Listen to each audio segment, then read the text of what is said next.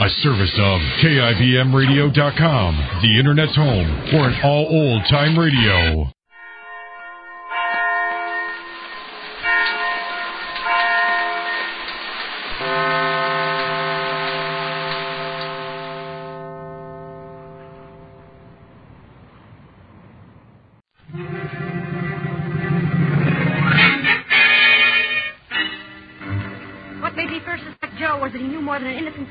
I suspected Irene the moment I heard the fireman's testimony. The apparently unimportant fact that I suspected the postman after...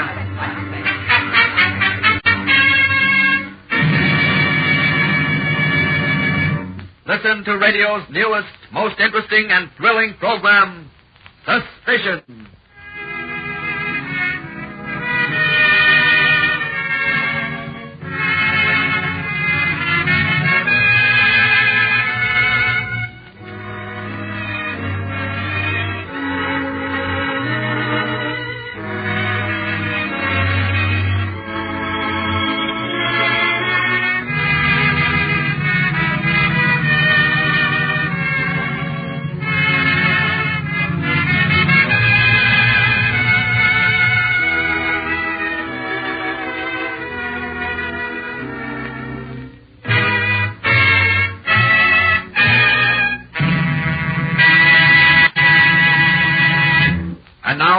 Suspicion.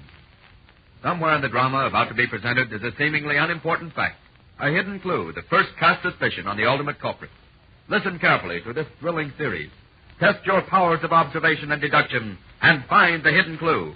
Maybe a single line, a sound, perhaps a complete scene.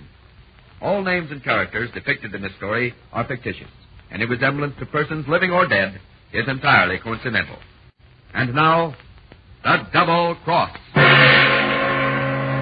Late one evening in June, a powerful motorboat showing no lights enters the harbor of a city on the Pacific coast, proceeds cautiously toward an abandoned wharf. Standing next to the helmsman, an attractive woman in her middle 20s talks in guarded tones to a slim, nervous man sitting in the after section of the cabin. Got everything straight, Eddie? Yes, sure. 5 tins for Jack, 5 for Maisie. I take 5 and 5 for you. Okay. You know, Rose, I kind of think the boss has gone nuts. We've been lucky bringing in $20,000 loads of dope, but 50 grand? That's a big order. Dangerous. Why don't you find the big boss and tell him he's wrong? And if I knew who the brain really was, I'd be getting more money for my work. You better take the dough you're getting and shut up. Maybe. Say, you know the brain, Rose? No, who does? He's smart, not letting anyone know him. But I've been told he's okay if you play ball. But if you don't... Yeah, I get the general idea. Well, there's the signal. Cut out on the feet, Pete. We're coming in. Okay. Sure hope them guys is better with the boat hook than they was the last time. Quit keeping. Shut up, both of you. There's a cop hanging around and he hears you. If a cop sticks his nose in, he'll get a suit full of lead. Cops ain't bulletproof. That mug takes off. I can't stand it, Eddie. Keep your head on. Here's a bundle of 5. Hands up, the lot of you. Get your hands up, miss. Take this, copper. Here's the rest of the dope now. Let's get going.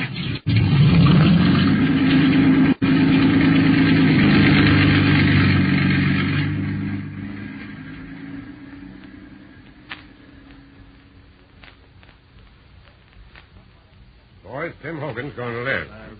He isn't able to tell much, but he says there were at least 5 people on the wharf last night. Dope smugglers, eh, Chief? Right. A small gang, but one with a real brain detecting it. The federal men have been after it for some time, but last night they shot up one of our men, and that brings us into the case. We'll work with the feds, of course, but don't forget Tim Hogan. How about throwing out a net and grilling everyone? No, not this time, George. The Federals believe we're up against a mob that handles nothing but dope. We'll have to rely on stool pigeons and undercover work for a lead. But most of our regular stoolies are known. Well, get some petty crooks then. Hello? Miss Nellie Jones is here, sir. Send her in. You boys remember Nellie, don't you? Sure. Has she been shoplifting again? I haven't heard anything against her. Hello, boy. Hello, Nellie. What can we do for you? Oh, Tim Hogan. Well, the doc says he'll be all right in a couple of months. Why? Oh, quit giving me the fishy eye, Chief. I've been on the level for the last 6 months, Well, see? we haven't had any complaints against him, Nellie. Well, you would have if it wasn't for Tim. I ain't naming the store, see, but I tried my hand again, and I guess I was out of practice too long, because Tim Hogan seen me. Instead of arresting me, he fixed it up with a store manager, and, well, Tim's the right guy, see? What's your deal, Nellie? Say, you guys are awful slow on the upbeat. Okay, Nellie. But you know what often happens to stool pigeons. We're up against a tougher gang than usual. But if you want to take the chance, we won't forget, Nellie.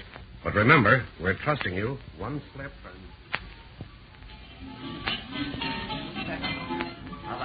Did you bring the junk with you? Maybe. Here's $20. All $5, just like you said. Aren't you hitting the needle pretty hard? That's my business, see? Keep your shirt on, sister. What's your racket? Say, You wouldn't be alive if you'd used all the cocaine I told you 2 days ago. well, a couple of friends, friends wanted some, and So you sold to them, huh? Ain't nothing wrong in that, is there? Don't get frightened, honey. Have you got lots of friends? Yeah, but I'm not telling you You what... play ball with me, honey, and maybe I can get you a job peddling junk. How about it? Sounds okay by me. Bid your dress on this card at 10 o'clock tomorrow morning. That's one thing, baby. Behave yourself or you'll wind up in the bay, floating face down.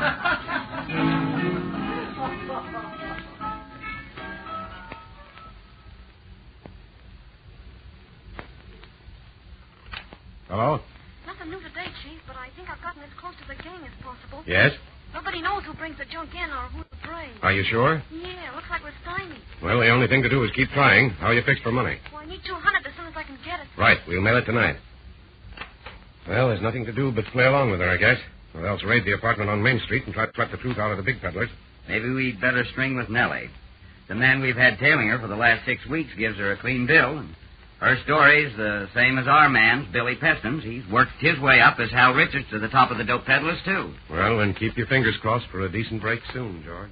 Late the following afternoon. Hello? 5 tins of cocaine today, Chief. The package was left in the hall outside the apartment. What time? Well, between 10:30 and noon. I wasn't there when they found it. Anything else? Did you get the money okay? Yeah. One of the fellas is asking me out to dinner tonight and then to a party. Who? Hal Richards. Okay, keep your eyes open. You know where to get in touch with me. What's up, Chief? George, suppose that Nellie is the brain of the gang we're after. Tim Hogan says there was a woman at the dock when he was shot up.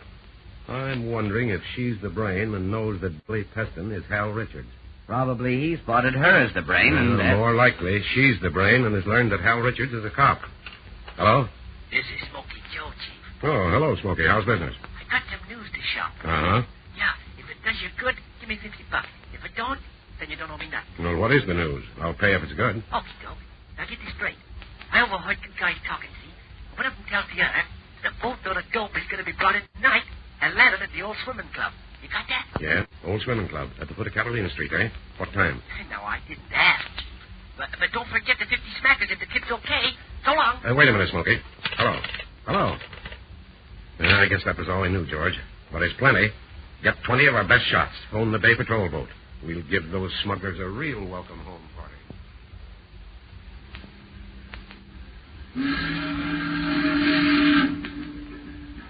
Boys are all set, Chief. Well, wait till the shipment has been transferred to the dock. Is the police boat standing by on the other side? Yeah. It'll close in when you give the signal. Good work, George. Wait till that mug has both feet on the dock. Watch it. There they are now. We have you covered on all sides, boys. Put them up. Play that, Chopper! Let him have it, George.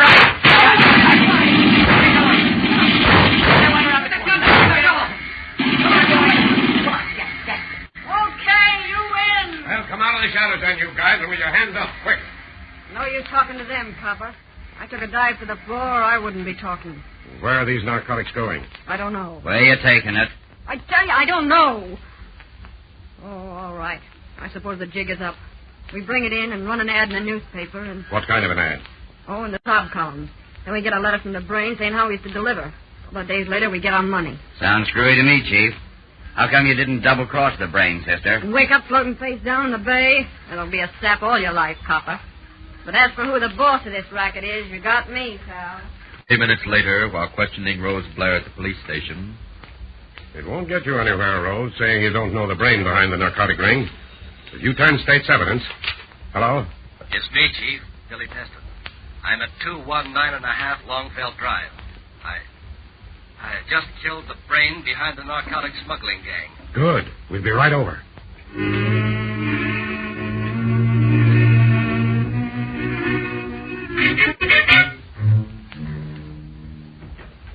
Nice going, Billy. Nice going. Where is he? He? It was a she. What?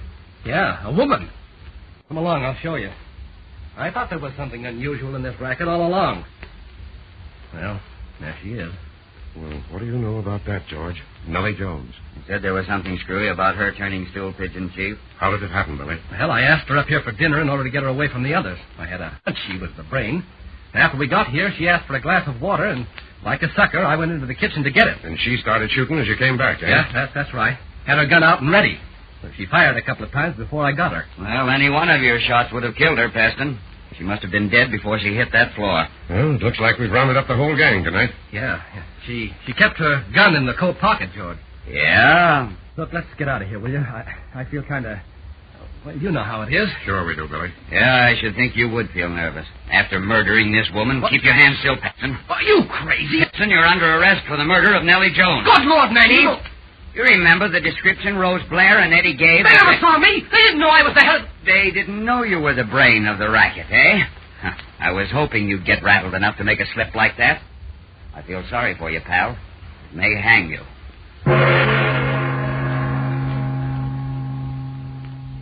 The following conversation took place immediately after Billy Preston had been booked for the murder of Nellie Jones. Yes, Chief. Preston knew that criminals make mistakes. And clever though he was, he thought he might have made one. It was fear that trapped him. Not only fear, George. It was you. I must have been blind not to have noticed. Ladies and gentlemen, did you discover the hidden clue that caused George Phillips to suspect Billy Preston as the murderer of Nellie Jones and the brain of the narcotics smuggling ring? If you did, write to this station and tell us the hidden clue you found. And to check your power of observation and deduction, listen for the correct hidden clue in this story the next time we present Suspicion.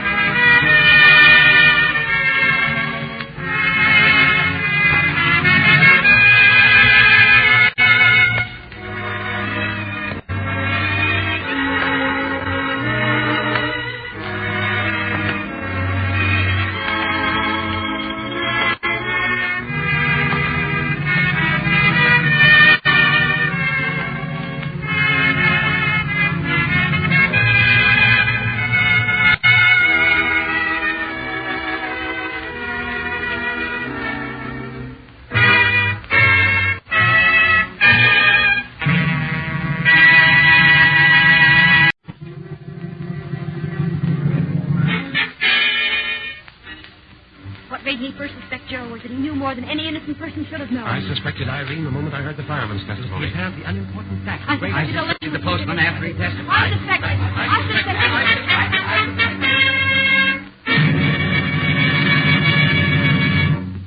Listen to radio's newest, most interesting and thrilling program, Suspicion.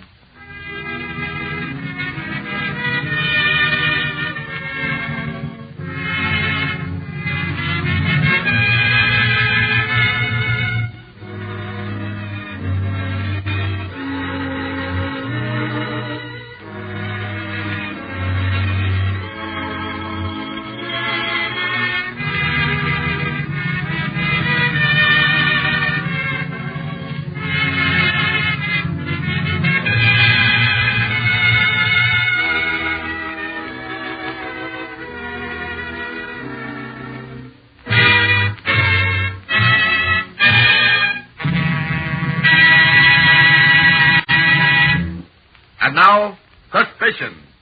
Somewhere in the drama about to be presented is a seemingly unimportant fact, a hidden clue that first casts suspicion on the ultimate culprit. Listen regularly to this thrilling series. Test your powers of observation and deduction and find the hidden clue. It may be a single line, a sound, perhaps a complete scene. All names and characters depicted in the story are fictitious. Any resemblance to persons living or dead is entirely coincidental. In Double Cross, the story we presented last time, do you remember this scene? The police chief and George Phillips have arrived at a house on Longfelt Drive in answer to Billy Peston's phone call that he had killed the brains of the smuggling ring. Billy Peston is recounting the gun battle. Yes, for a glass of water, and like a sucker, I went into the kitchen to get it. And she started shooting as you came back, eh? Yeah. Had her gun out and ready. She fired a couple of times before I got her. Any one of your shots would have killed her, Peston. She must have been dead before she hit that floor. Well, looks as if we'd rounded up the whole gang tonight. Yeah. She kept her gun in her coat pocket, George. Yeah, Nellie Jones' gun, ladies and gentlemen, was in her pocket. Yet she was killed instantly. Obviously, Billy Peston was lying about her shooting at him. He had killed her in cold blood. And now, behind the mask. London, England, late one foggy evening in May, while Constable Bates is walking down Netfield Lane, he sees the side door of a darkened house open slowly. Just a moment, me lad. Stay where you are. Wearing a mask, are you? We'll have that off in half a second, and we'll see. At 8 o'clock the following night, in the home of Philip Marston, banker, financier, and collector of Chinaware. Sorry, Alfred, but I can't make it tonight. Quite a bit of work to do, you know. Tomorrow at 2 o'clock, what? Good night. Up with your hands, Marston. Get away from the phone. What do you want? Put your hands behind your back. Hold still. Quiet. There. You'll never get loose from those knots. What's the meaning of this? Shut up. Where is it? Money? You'll find... Where's the Wangley teacup? I know it's somewhere in this house. You can't take that. It's not mine. I borrowed it. Where is it? At the bank. That'll teach you. Perhaps it's in this cupboard. You can't sell it. It's too well known. Oh, it is here. I'll give you £1,000 not to take that bit of pottery.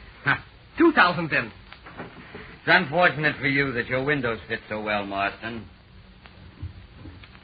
Good heavens, man. You can't leave me here with the gas jets open. The servants won't be back for over an hour. The ropes are too well tied for you to break loose. Help! Police, help! Help! Late the following afternoon, Inspector Davis at Scotland Yard enters the office of Chief Inspector Richardson. You sent for me, sir? Yes, Davis.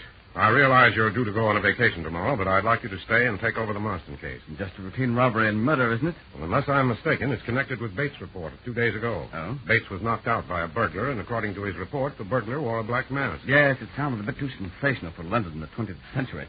If it wasn't for Bates' reputation, sir, I'd say imagine the mask. Exactly.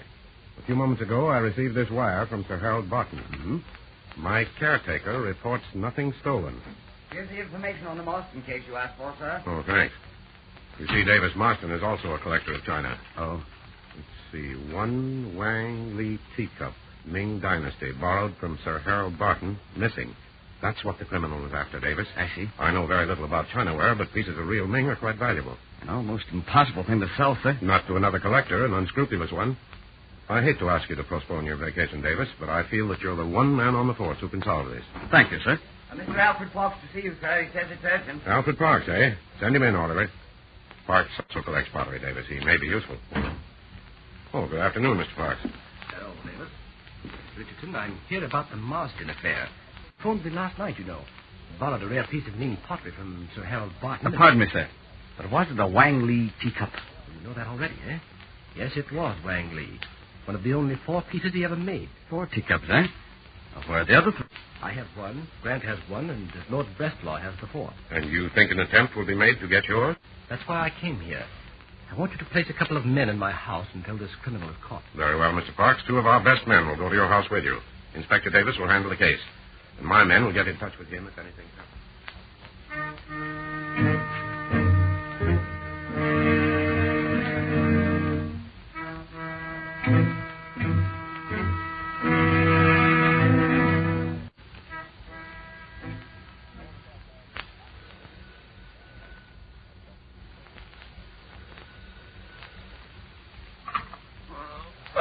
Hello. Inspector Davis? Yes. Who's this, Jones? Yes, sir. Mr. Parks was robbed. Smith and I were knocked out at 11 o'clock. Is Parks all right? We called an ambulance for him, sir. Burglar left him tied fast in a chair with all the gas jets open. There may be a chance... Find out what's missing. Look at his China collection. 11 o'clock he came in. Yes, sir. No more than 2 minutes after. Phone Scotland Yard. Ordered an ambulance and 2 constables to go to Grant Morris's home. 712 Greenbridge Lane. I'll meet them there.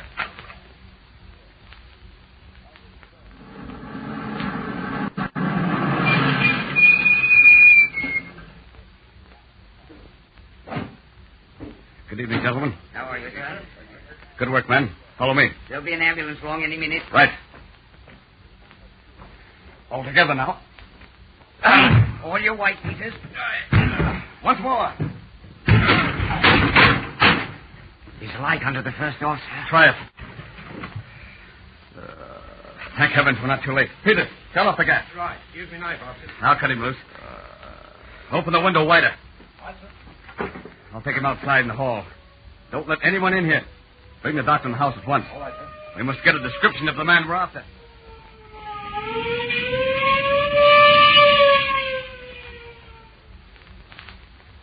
Inspector, are you insinuating that I can't handle my own affairs? I'll have you know I've dealt satisfactorily with criminals before. You may consult my record in India and South Africa. You'll Well, see if we that... can place 3 or 4 constables in your house... Nonsense. This murderer made one of your men, besides I have my own guards, and electrical devices on every first-floor window in the building. Let strangers run through my house. That's utter nonsense. Your Lordship, if it's necessary for us to go to the Home Office Department... No, pardon me, sir. Lord Brestlaw, surely you wouldn't mind if we placed a man outside your home in the garden? Not on the property. As for watching from the outside, you're free to do as you please, but no blockhead constables in the house or on the property. That's final. Good day. Sir, I believe that What is it, Davis? antagonizing Lord Brestlaw isn't going to help. Also, if there are too many guards about this house, the man we're after won't show up. He'll wait until the hue and cry is quieted. Well, you speak as though you have an idea who we're after. I have, but in order to capture our man and be fairly certain of a conviction, we have to get him with the stolen Wang Li cups. Neither Parks nor Mars can identify him. He wore a black mask. No fingerprints. He wore gloves. Now, send a couple of men out to tap the gas pipes to Lord Breslaw's home and install a special meter. I'm fairly certain the gas jets will be open when the burglar is leaving. Our men can tell by the special meter. One will phone us here. The other will break in and rescue his lordship. Perhaps this plan won't work, sir. But it's the only one, since Lord Brestlaw refuses to cooperate. Right. Williams. Yes, your lordship? Williams. Have you seen anyone padding about the grounds? Oh, no, your lordship. Well, where's Brighton? Well, Well, what? Speak up. Where's Brighton? he's outside in the hall asleep. He didn't feel very well this evening, so He's sleeping on duty, eh? Well, he's fired. Wake him up and tell him to get out. Sleeping, eh? No, Breslaw. Drugged. Why, you... Keep your hands up, Breslaw. I've come for the Wang Li cup of yours. Stand and walk to the chair over there, quick.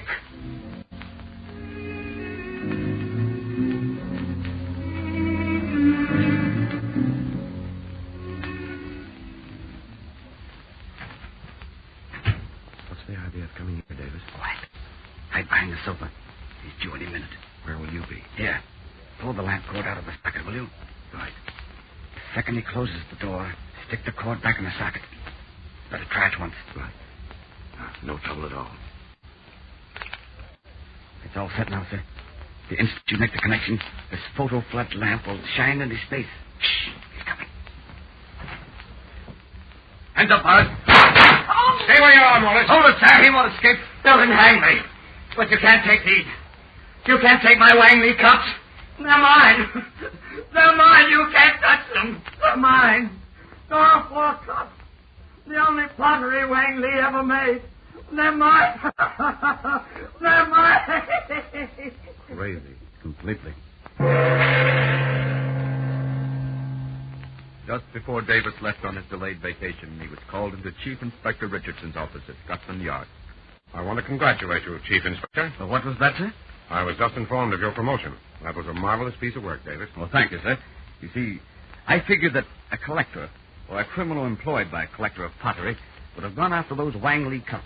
And probably the collector would do it himself, fearing that the professional criminal would know what to take or might break it. Yes, I understand that. And the theory that the 4 persons already having a cup would be the likely suspect. But I don't see why you suspected Grant Morris. I didn't at first. I suspected Lord Brestlaw, Morris, Alfred Parks, and Sir Harold Barton in general. But I was sure that Morris was the culprit. Ladies and gentlemen, did you discover the hidden clue that caused Inspector Davis to suspect Grant Morris? If you did, write to this station and tell us the hidden clue you found. And to check your power of observation and deduction, listen for the correct hidden clue in this story the next time we present Suspicion.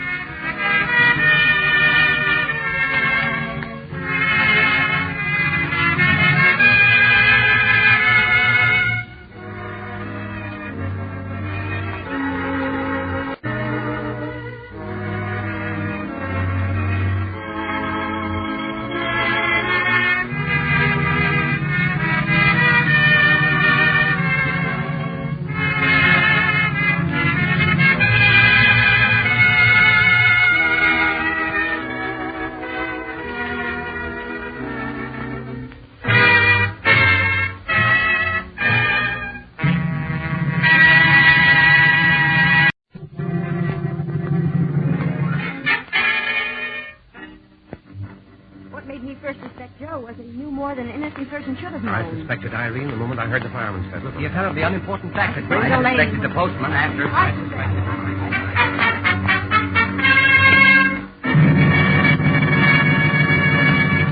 Listen to radio's newest, most interesting and thrilling program, Suspicion.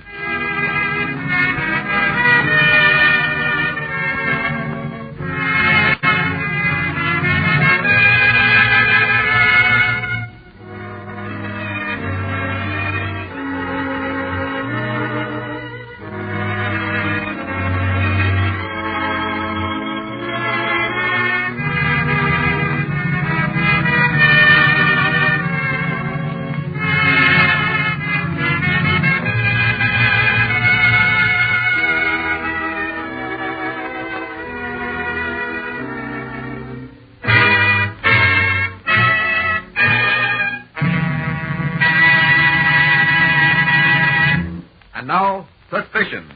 Somewhere in the drama about to be presented is a seemingly unimportant fact, a hidden clue that first casts suspicion on the ultimate culprit.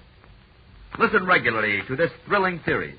Test your powers of observation and deduction and find the hidden clue. It may be a single line, a sound, perhaps a complete scene. All names and characters depicted in this story are fictitious. Any resemblance to persons living or dead is entirely coincidental. In Behind the Mask, the story we presented last time in this series, do you remember this scene? Inspector Davis and 2 constables of Scotland Yard have forced entry into Grant Morris's home and found Morris bound to a chair with 4 gas jets wide open. Thank heavens we're not too late. Peter, shut off the gas. Right. Now give me your knife and I'll cut him loose. Right, here's me knife, Hobson. Open the window wider. Open the window wider, ladies and gentlemen, was the hidden clue. Grant Morris had tried to fake a robbery in an attempt on his own life. But he knew that unless the window was partially open, he was in danger of being asphyxiated. And now, an actress meets death. One November evening, when Jean Manners, glamorous actress and toast of Broadway, enters her dressing room in the Arcade Theater after the last act of the Swan Song. Oh, that was a marvelous performance, Jean. I've seen them come and go, but you live, Jean. Oh, now you please excuse the poor working girl. Will you be good, darling, and run along? Well, if you say so. Good night. Tired, darling? Oh, Alan, it's you. Who else? Don't tell me you forgot our date for tonight. Oh, Alan, that was just an excuse to get rid of a bunch of old men who didn't know any better. Well, now you hurry and change your clothes, and I'll wait for you outside in the car. Oh, no, darling. I'll take a taxi and meet you at 6th and Pleasant Street. Oh, but you promised... Oh, please, Alan. It isn't that I don't want to be seen in your car, but... Well, all right. Oh, there's a good boy. Now, you run along, and I'll see you in 15 minutes. Don't let Jean...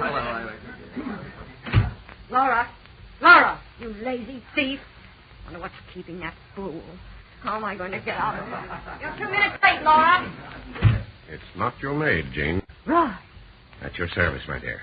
Did you bring the money? Certainly. Then give it to me and get out. Very well, my dear. $10,000 in old unmarked bills. Thank you. Now get out. Aren't you forgetting my letters? You don't think I'm giving up my meal ticket, do you, Roy? You fool. Why, you dirty little... Take your hands off me. I'll scream. I'll scream and be... Well, shall I scream? Just a minute, Laura. Now get out, Roy.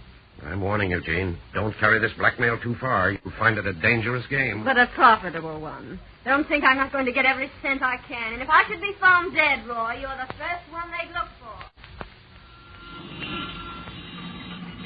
I thought you'd never get here, Jean. Sorry. There was so much to do this evening. Tired, honey? A little, Alan. Well, then, what do you say we go to the Silver Slipper Cafe, grab a bite to eat, take a short ride, then I'll take you home. Any objections? Oh, please, Alan, I'm awfully tired. Oh, Jean, you promised. I know I did, dear, but I didn't know I was going to be so tired. Try to understand, won't you? Oh, sure, I understand. Say, I have some great news, honey. But I can spill that while I'm taking you home.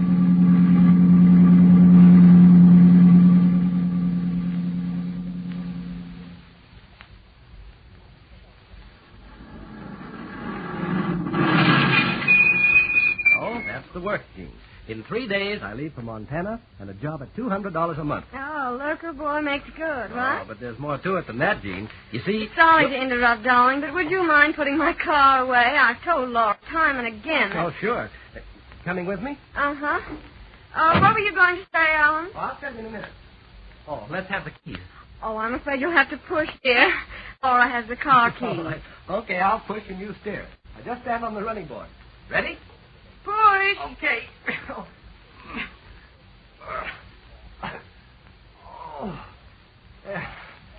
Hey, that's more like it. Set the brake, huh? Right. Phew. I'd hate to do this for a living. Oh, well done, strong man. Jean, Hmm? will you marry me? What? Marry you? Well, what's so funny about it? Oh, it's a joke, huh? Oh, my dear boy, it's a surprise joke of the season. Wait, just wait like What? You little tramp. You dare slap me. You fool. You think I'd marry a baby like you? How could you possibly mean anything to me? Only this afternoon. Oh, it was all an act, little boy. Just an act. But the show's over now, so run along home and... Jean, I didn't mean to hit you. Oh, good Lord, she's... No. I've got to get out of here. Shortly after 8 o'clock the following morning, as state police officers Carson and Finley are driving toward Chesterville... Attention, all state cars. Attention. This man is wanted on suspicion of murder.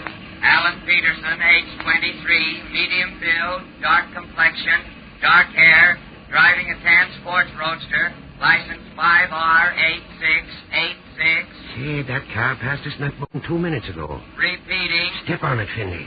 This man is wanted on suspicion of murder. Alan Peterson, age 23, medium build, dark complexion, dark hair.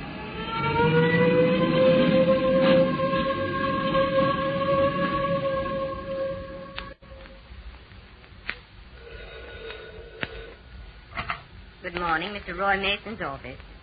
Well, may I have him call you back, Mr. Trent? He's busy right this moment. Yes, as soon as he's free. I suppose the game's up, Mr. Hanlon. It looks that way, Mason. Well, there was nothing else I could do. She refused to return my letters. She meant to take every cent I have. Still, I doubt if a jury will convict me for a burglary of that nature. Burglary, eh? Yes. Immediately after leaving her dressing room at the theater last night, I went to her house, broke in the rear entrance, and went through her desk. And found the letters, huh? Yes, but you won't be able to use them as evidence, Hanlon. So you destroyed them? Yes, the moment I got home. Burned them and pulverized the ashes. I know I didn't leave any fingerprints because That's a nice little story, Mason. But I'm not interested in burglars. Oh, you're not interested in burglars? No, I'm on the homicide detail. Blackmailer or not, Gene Manners was murdered. We're going to headquarters. 15 minutes later, in the home of Gene Manners. Hello? Ted? Yeah. What's up, Jack? It's too risky to take Peterson and Mason out there with all the news hawks hanging around. So bring Laura McCall down here to headquarters. Okay. How you making out? I have a hunch this case is as good as solved. Yeah? Yeah, I think so. I just want to see which story agrees with Laura McCall's. Make it fast, Ted. Right. Hold on. Now get your hat and coat on, sister. Why? Never mind the why. You're going to headquarters. Come on, sister. Make it snappy.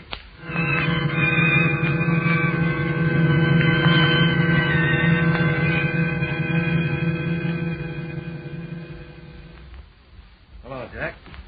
Well, we made it as fast as possible. Good. You sit over there, Miss McCall. Now, see here, Mason. Your conduct is an absolute violation of all legal principles. I know my rights. I demand to see my attorney at once. Sit down, Mason. I will not. You can't bully me. Sit down. The doctor phoned a couple of minutes ago and said that Gene Manners died of carbon monoxide poisoning. Well, I guess that lets me out then. And don't be too sure, Peterson. Remember, you were taking a run-out powder when you were caught. Yes, but I told you everything I know about the quarrel we had last night and how I lost my temper and struck her, knocked her down. Jean struck her head against the running board of the car. Well, Peterson, why don't you finish the story? That's all there is. Right after I hit her, I ran away. You came back later. No. You came back later and decided to kill her and tried to make it look like suicide. That's a lie. Laura McCall heard a car drive up about 1 o'clock, stop for a minute, then speed away. Didn't you, Miss McCall?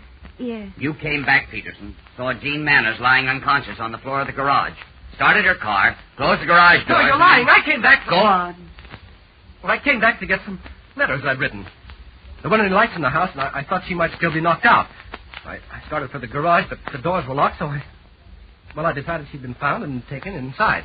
Why didn't you include that with the rest of your statement? I'm not a fool. Tell that to the jury. Take him out and book him, Ted, for the murder of... No. Huh? I killed Gene Manners. Oh, now, don't tell me you've fallen for this kid, too, Miss McCall. I killed Gene Manners, Mr. Hanlon. Why? Jealousy. Oh, I hated that woman.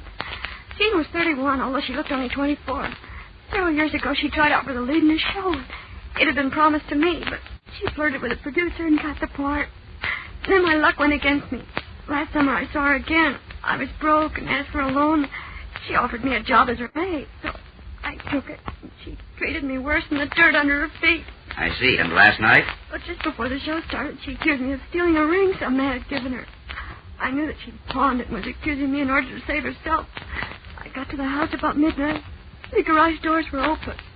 I looked in and saw her lying unconscious on the floor. I started the car, closed the doors, and left her. I figured that was how it happened. You knew? Certainly, but I couldn't prove it. So you had to be tricked into confessing. Sorry. The following day, while Detectives Jack Hanlon and Ted Blaine were having luncheon... Well, you read Alan Peterson's account of what happened, Ted, and you'll see why. Jack, I've read his statement till I'm blue in the face. Well, okay. No use putting gray hairs on your young head. You see, I suspected that Laura McCall had murdered Jean Manners because... Ladies and gentlemen, did you discover the hidden clue that caused Detective Jack Hanlon to suspect Laura McCall of the murder of Jean Manners? If you did, write into this station and tell us the clue you found. And to check your powers of observation and deduction, listen for the correct hidden clue in this story the next time we present Suspicion.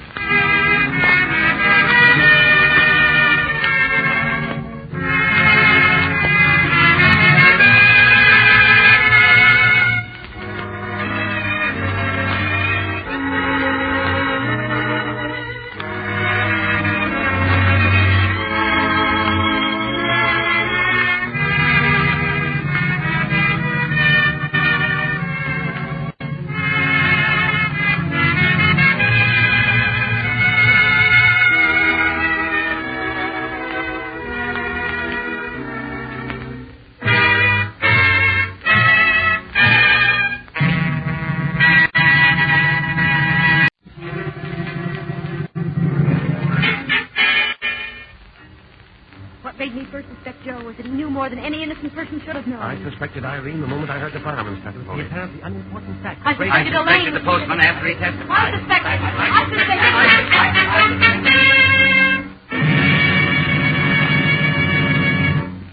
suspected. Listen to radio's newest, most interesting and thrilling program, Suspicion.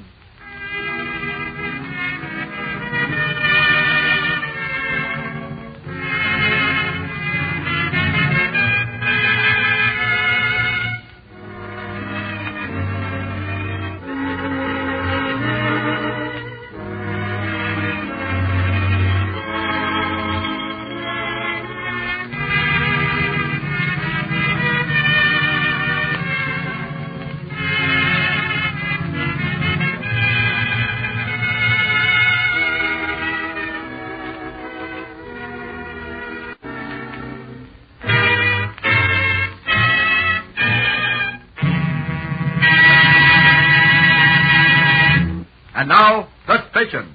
Somewhere in the drama about to be presented is a seemingly unimportant fact, a hidden clue that first casts suspicion on the ultimate culprit. Listen regularly to this thrilling series. Test your powers of observation and deduction and find the hidden clue. It may be a single line, sound, perhaps a complete scene. All names and characters depicted in this story are fictitious.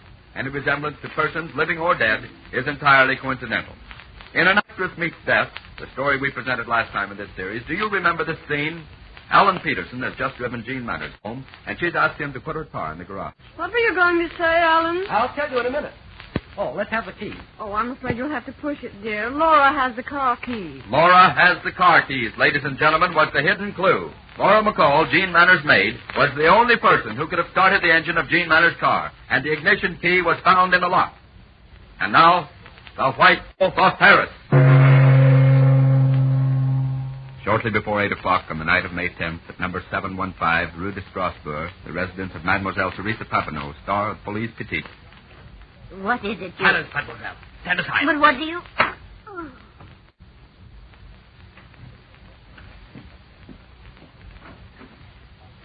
Good evening, Teresa. You? Stay where you are. What do you mean by coming You here have without... forgotten my letter. Oh, so you're the white... Exactly. And you have the money I demand, my dear. Oh, but... Quick, Where is it? Surely you couldn't expect me to get 50,000 francs on such short notice. Give me until It tomorrow. is regrettable, Teresa, but the White Wolf said you must have it by 8 o'clock tonight. And since you obviously haven't... No, I'll pay it. I'll give you 60,000 francs tomorrow. That is too late, mademoiselle, and too dangerous.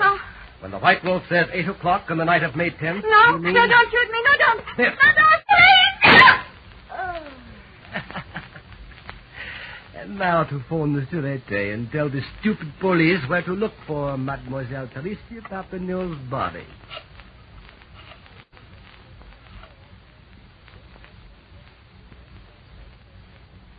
As I was saying, Jules, it would appear that... Excuse me, please. Yes? Gascon speaking. Eh? Will you speak a little louder, please? I can hardly hear you. Place this call, Jules. Right. The White Wolf, eh? What new kind of game is this, monsieur? Teresa Papineau, the actress, eh? And what part of the Seine River, monsieur? Oh, but surely she would select a more fashionable... Hello. What's the matter, Leon? Someone who calls himself the White Wolf says we will find the body of Teresa Papineau floating in the river and... Yes? You're positive? Thank you. Jules, the White Wolf did phone from Mademoiselle Papineau's home. Call the river police and order a boat to meet us at the foot of Moulin Avenue in 15 minutes.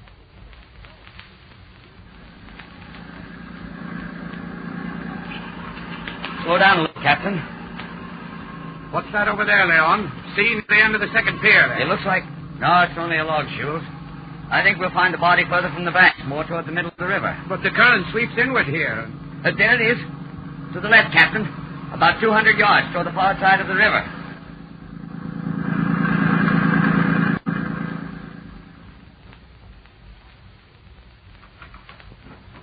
Mademoiselle Papineau's maid is in the first room to the left, monsieur. Oh, thank you.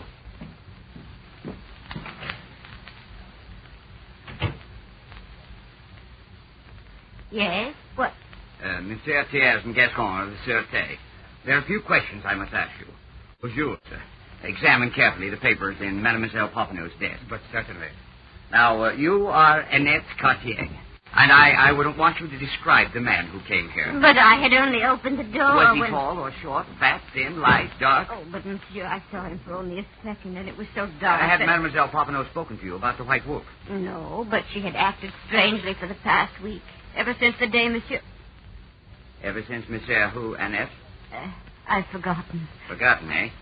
Perhaps a few days in prison will refresh your memory. Leon, look at this. Eh? What is it? Mademoiselle Papineau's notebook. Listen. January 7th, received from Monsieur B, 5,000 francs. January 10th, received from Monsieur B... Who is Monsieur B, Annette? I don't know. Very well, then I arrest you for the No, murder. I didn't kill her. We have only your word that you were knocked out. It's quite possible that you let the murderer... But I told the truth, monsieur. I was unconscious. Then why was she given this money? Well? She belonged to a gang of jewel thieves. That was her part, monsieur. Mademoiselle was mailed stolen jewelry from many parts of the continent. She would rewrap the packages and mail them to... Mail them to whom, Annette? I don't know. Very well, Annette. Since you're so stubborn, there's only one thing to do. Oh, Corporal, lock this woman up. Perhaps living in a prison cell will loosen your tongue a bit, Annette. But I tell you, I didn't. Oh, there's absolutely nothing else to do, Jules. I questioned her before you came down this morning, but she won't talk. She's afraid to. But if we keep her in jail long No enough... doubt that would loosen her tongue. But by that time, Monsieur B, whoever he is, would probably have gotten away. And perhaps he is the White Wolf, eh? Who knows? Annette does. No, I don't think so. I doubt if she even suspects him. But she claims to have seen him only twice before, Leon. And she was knocked out last night, immediately after... Well, we'll work on two theories, then. One, Annette thinks Monsieur B is the White Wolf, and two, she doesn't. However, when we get Monsieur B, I think we'll know who killed Teresa Papineau. But if Annette is at all involved in the murder, surely she won't try to... No, Jules, she's innocent. Eh? Are you sure? Positive. But it's better for her to think that we suspect her. She's being released from prison now for the lack of evidence. Two of our best men will follow her wherever she goes.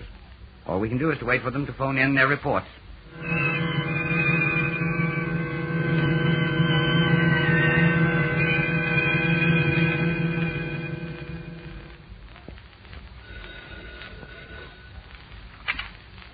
Yes, Gascon speaking. The ticket to Marseille, eh? Well, if she tries to leave the house again, prevent her some way. Yes, we'll leave immediately and park at the east end of the block. Look for us in 10 minutes. Works, Jules. She's afraid we'll arrest her again, so she's trying to make a getaway. Come on.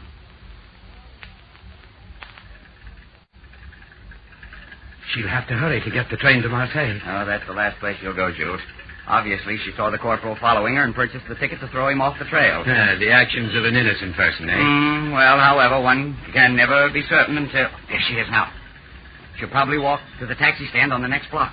She sees the corporal. Excellent. And there's only one taxi at the stand. Drive slowly, Jules, but be sure you don't lose her, because without a doubt she's going to see Monsieur B.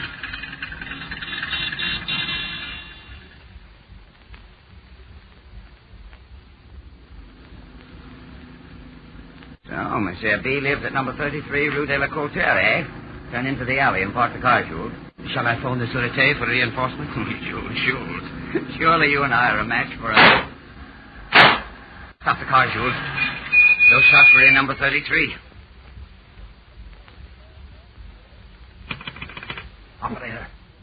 Operator, get me the police. And hurry. Hello, police department. This is Henri de Baptiste. A woman entered my apartment a few minutes ago, and I shot her. I think she was crazy. She made all sorts of accusations. What's that? 33 Rue de la Couture. Apartment 4. Yes, I'll stay here. I'm coming. Yes. What is it? Oh, you are Henri Baptiste? Yes. We're from the Sûreté. Oh, good. Come in, monsieur. I just phoned the Sûreté to tell them that... Yes, we heard you. I think she's dead. Obviously. Go through her purse, Jules. Now, monsieur, tell us exactly what happened. She is Annette Cartier, Teresa Papineau's maid. Yes, I know. A few moments ago, she knocked on the door and said she'd some news of the White Wolf. I let her in. She accused me of being the White Wolf. I told her she was crazy to think that, and then she picked up that brass candlestick. I used it as a paperweight and struck at me. I ducked aside and shot her twice, eh? No. When I dodged her blow, I tripped over that footstool and fell to the floor. She came at me again with the candlestick and, well, in self-defense, I shot her. I missed the first time. I see. I didn't mean to kill her, but... Leon, this note to Monsieur Baptiste was in her purse. Have 100,000 francs ready for the White Wolf by 8 o'clock on the night of May 15th. Remember what happened to Teresa Papineau. There's a crude drawing of a wolf. Anything else? Well, she had some keys and a ticket to Marseille, a little over 500 francs, mostly in large bills, a lipstick, and a compact. Here is the candlestick. The one she snatched from my desk and struck at me with. Yes, it fits the dust mark. It was clutched in her right hand like this, Leon. There's only one set of fingerprints, and they're in the right position. I see, rather heavy, eh? About 5 pounds. I suppose you'll arrest me temporarily for killing Annette, monsieur? No, hardly, under the circumstances. Thank you. I think the case of the White Wolf of Paris is closed, Jules. However, if you don't drop your gun, Henri Baptiste, I'll... If we hadn't been delayed, you would only be tried for one murder. But I didn't... Annette identified you as the She man... couldn't have. I knocked her out before... Before she had a chance to recognize you, eh? That's all I wanted to know, Monsieur Baptiste. So you called yourself the White Wolf. You look to me more like a yellow dog. And we take you to the pound now, eh? While Leon Gascon was writing his report on Henri Baptiste, the self-named White Wolf of Paris. Frankly, Leon, why did you suspect him? Well, undoubtedly, Annette thought he was connected with the White Wolf, but was afraid to tell us that. When she entered his apartment and accused him of being the White Wolf, he, thinking that perhaps she had recognized him the previous night, killed her. He was clever calling the Sûreté and confessing to us that he'd killed her in self-defense. But he made one mistake. Ladies and gentlemen, did you discover the hidden clue that caused Leon Gascon to suspect that Henri Baptiste had not killed Annette in self-defense? If you did, write into this station and tell us the hidden clue you found. And to check your powers of observation and deduction, listen for the correct hidden clue in this story the next time we present Suspicion.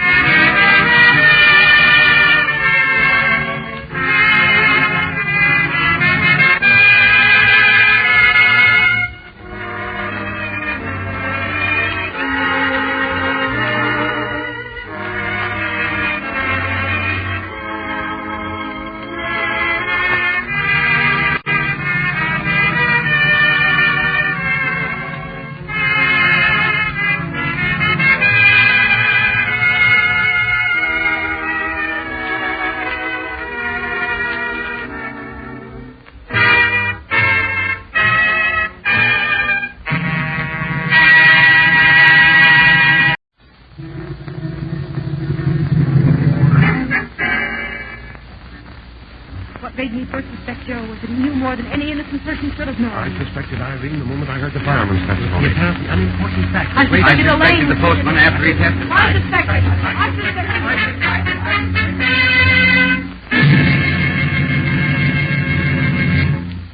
Listen to radio's newest, most interesting and thrilling program, Suspicion.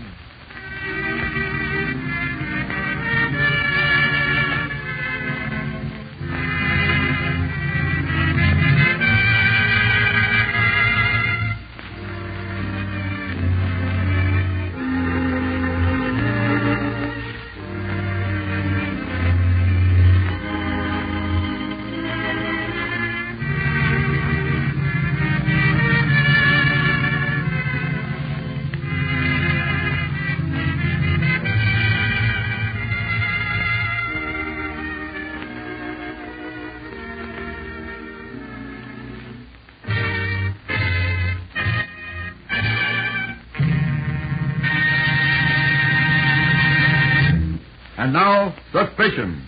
Somewhere in the drama about to be presented is a seemingly unimportant fact, a hidden clue that first casts suspicion on the ultimate culprit. Listen regularly to this thrilling series. Test your powers of observation and deduction and find the hidden clue. It may be a single line, a sound, perhaps a complete scene. All names and characters depicted in the story are fictitious. Any resemblance to persons living or dead is entirely coincidental. In The White Wolf of Paris, the story we presented last time in this series, do you remember this scene? Léon Gascon, as Jules Thiers, the Prince Sûreté, have just heard Henri Baptiste confess that he killed Annette Cartier in self-defense. After reading a note from the White Wolf found in Annette's purse, Anything else? She had some keys, a ticket to Marseille, a little over 500 francs, mostly in large bills, a lipstick, and a compact. Here is the candlestick. The one she snatched from my desk and struck at me with. Yes, it fits the dust mark. It was clutched in her right hand, Léon, like this.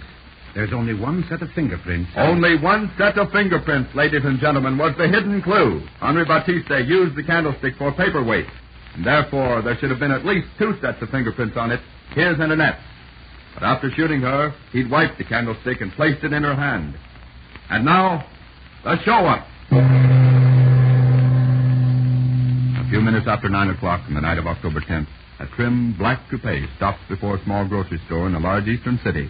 Leaving the door of the idling automobile open, a slim young man crosses the sidewalk, enters the shop, a pistol clutched in his right hand. Hand over your money, sister. Oh, but Quit cackling. Come on. Open the cash box and give. Snap into it. I spent all the money. Open that cash register, sister. Oh, but... I don't want to bump off an old dame like you, but I'm... Now, that's better. So you sent all your money to the bank, eh? Well, this is enough for me. So long, sister, and don't worry none about your money. Safe with me.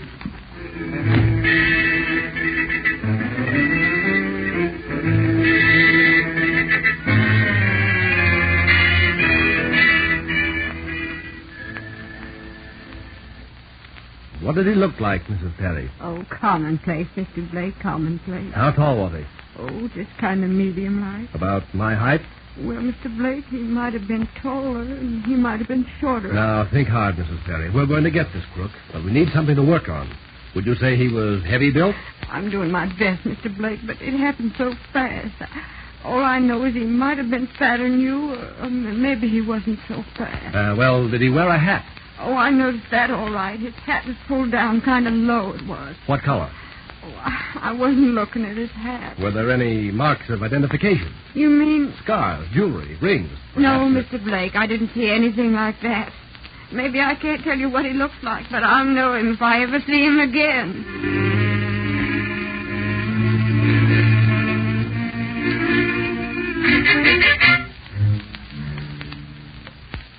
The man we're after, Chief, is about 5'10", weighs close to 150 pounds. Each time he's worn an old faded purple hat, a dirty tan overcoat, no tie, no gloves. That's not much to have gotten out of 8 hold-up victims, Blake. How many men wear faded purple hats? And, Chief, you remember Jack Thornton? Yes. He answers this description. I saw him coming out of Sammy's pool hall on Crescent Street last night. Thornton specially was holding up small stores before he went to prison. I'll drop over to the pool hall tonight and have a coffee. How about shooting a game of rotation, Kelly? Okay. How come you're so late tonight? Lose your way? No, I just got back from across the river. I was looking for a job. I thought you figured them kind of jobs didn't pay, Jack. Oh, I'm going straight, Kelly. Lay off that, Jack. We're your pals. You ain't working, how come you got money all the time? Sammy's kid brother's been lending me. Ed? Say, if that guy lent anyone a tin dime, it'd be news. Ed's okay. Say, what's the flat stuff want? I don't know. I ain't done nothing. Set him up, Kelly. Hold it. He's coming here. Hello, Jack. Hello there, Kelly. Howdy. Hello, Blake. You coming along easy, Thornton, or do I have to use the bracelets? Why? 8 stores were held up recently. A little birdie chirped that the store owners would like to see you without a gun in your face. I didn't do it. Come along, Thornton. We have a special cell for you at the station. All the comforts of home. And I'm booking Mr. Jack Thornton on suspicion of armed robbery, Sarge. And I was thinking that he really meant to go straight. You remember him coming here after getting out of prison and asking if we knew of a job he could get? Oh, it's sorry I am to see you here, Jack. Well, I'm telling you, I didn't pull them robberies. If I ever get my hands on... Say, I bet someone's been taking my hat and coat and posing they would... All right. Turn out your pockets. Okay. There's $10 in the wallet. 6 bits and change. Yeah. There's a cigarette lighter. Well, keep that in your smokes. Give me your ring, son. I can't take it off. If I could, I would have hocked it a couple of weeks ago. Take it off. I can't any more than you can get that dirty grin off of your face. Okay, Thornton. I'll keep the dirty grin on my face, only it'll be a lot wider after you're identified and show up tomorrow morning. Turn on the lights in a second, folks. There'll be 5 men. Now, if you see the one who's robbed you, speak up. Okay, Pat, switch on the floodlights. There's the man. Which one? In the middle, wearing a faded purple hat just like... That's the man who robbed me. That's him. There he is. In the middle. He's the fellow, all right. That's the man. No doubt about it. That's the fellow. I said I know him, the one in the middle.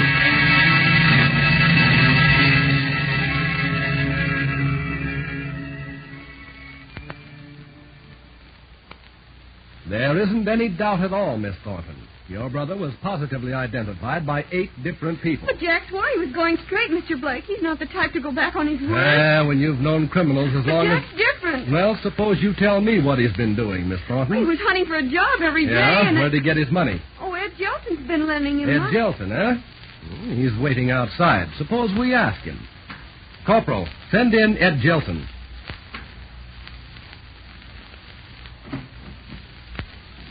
Hello, Mr. Blake. Miss Thornton, this is Ed Jelson. Oh, pleased to meet you, Miss Thornton. Oh. Say, if there's anything I can do for Jack... You did lend my brother money, didn't you, Mr. Jelson? Well, answer the lady's question, Ed. I'd like to help you, Miss Thornton, but I never lent Jack a cent. What? I offered to night before last, but he wouldn't take it. He said he was doing all right. Of course, I didn't know what he meant.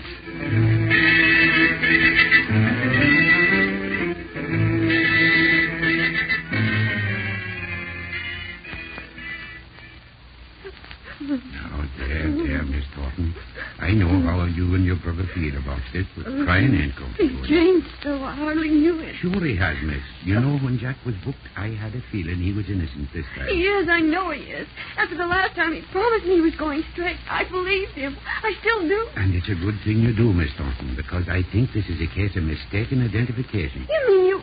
But you're a policeman. Sure, and it's proud I am to be one, miss. But that don't mean that I think Jack's guilty.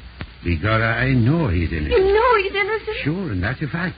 But with 8 people swearing your brother's guilty, well, you know, we just have to prove that someone else is the robber. But if you know he's innocent, Sarge, Sure, but it's got to be proved. How can I do it? Well, I've been giving it a lot of thought, Miss Thornton. First, we've got to know where your brother spent his evenings, and if he wore his hat and coat all the time. Now, he says he spent his evenings at Salmon's pool hall. Hello, Miss Thornton. How are you? Mr. Jelson, isn't there anything you can do for Jack? I know he's innocent. Oh, I'd do anything I could for him, but, well, Mr. Blake's determined to send Jack to prison. You mean frame him? Not exactly, Miss Thornton. After all, 8 people have identified your brother as the man who held them up. But it wasn't Jack they saw. Yeah? What do you mean? Look, Jack came here every night, didn't he? Yeah, every night for the last couple of weeks. What if someone borrowed his coat and hat while he was playing pool? And suppose A guy who did that would be a rat. That's exactly what I think, Mr. Jelson. Put up your hands. Say, you don't think that I... Drop that gun, you little fool. Help! This man's trying... Shut up. Oh, nothing to get excited about, boys. This drunk dame's trying to frame me. I'll take her away. You watch the stand here till I get back, Kelly. Okay, Ed. Me and you are going out for a ride, sister.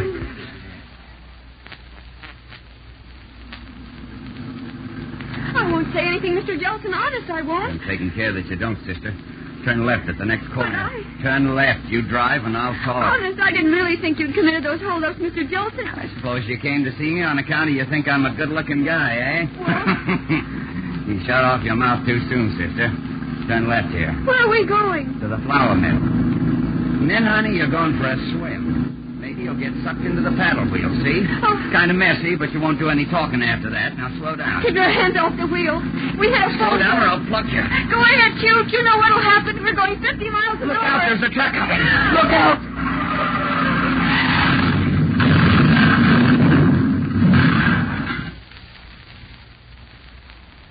And how do you feel this fine morning, Miss Thornton? What happened, Sarge? They won't tell me anything. Well, when you didn't phone me after going to see Ed Jelson, I said to myself, Sarge, I said, maybe you should make a report that she was kidnapped. Kidnapped? How did you know? Don't say nothing, miss. I don't want him to think I'm a liar. Well, after the wreck, I said to myself, it was a feller like Ed Jelson that kidnapped you. Yes. Well, there was only one cell to put Ed in, and that was your brother. And when Ed saw he was in there, well, he got him right frightened, and he told me and Mr. Blake all about impersonating your brother on the hold-up job. Oh. He's still at the station, miss. Mr. Blake won't let him go. You see, Blake made an appointment with the fellow about a job for Jack, and he wants to be sure Jack keeps the appointment. Following day after work, Jack Thornton stopped at the police station to see Sergeant O'Hara. Sarge, how come you thought I was innocent this time? Well, I didn't think a fine-looking lad like you would be wanting to go to jail a second time, Jack. There isn't much to go by. Well, you and Ed Jelson was pretty much the same build, and you talk alike. I figured he might be impersonate you. However, I knew you were innocent. Ladies and gentlemen, did you discover the hidden clue that caused Sergeant O'Hara to know that Jack Thornton was not the robber? If you did, write into this station and tell us the hidden clue you found. And to check your powers of observation and deduction, listen for the correct hidden clue in this story the next time we present Suspicion.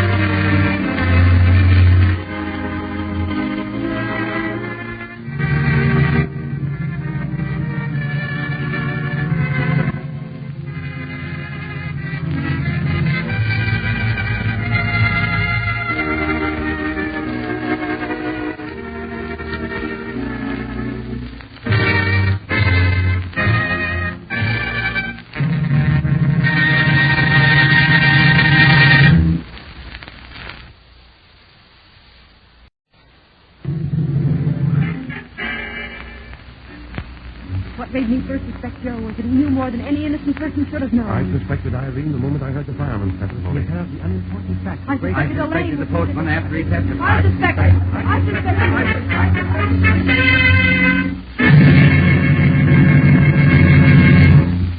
Listen to radio's newest, most interesting and thrilling program, Suspicion.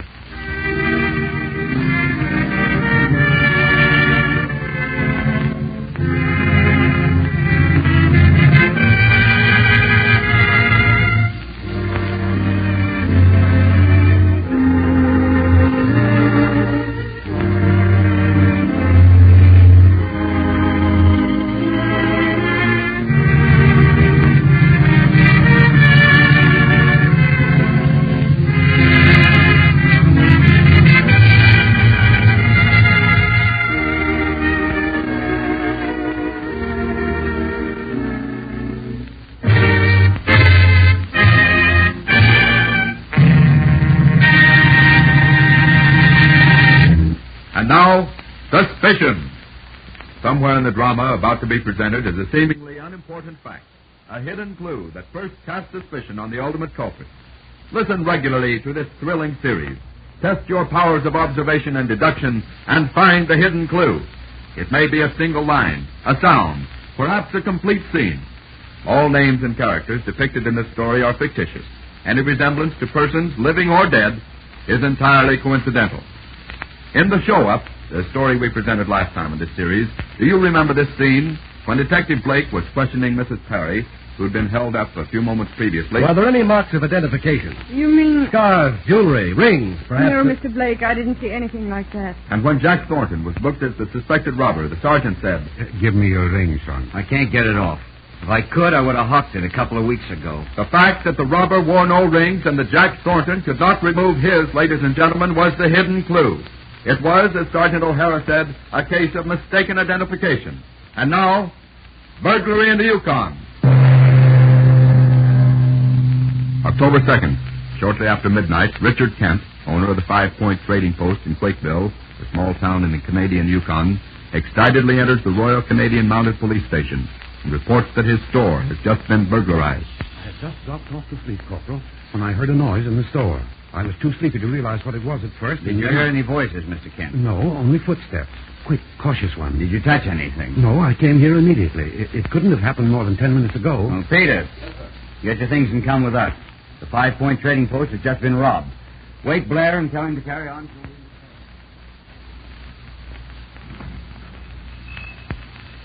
Now, Mr. Kent, you make a list of the articles missing. Righto. I keep a fairly accurate inventory from day to day, you know. Very good. Be sure you list everything missing, no matter how small. I'll do my best, Corporal. You'd better start with the foodstuff. Righto. No, are there any footprints outside the window, Peter? Yes, but none of distinct, sir.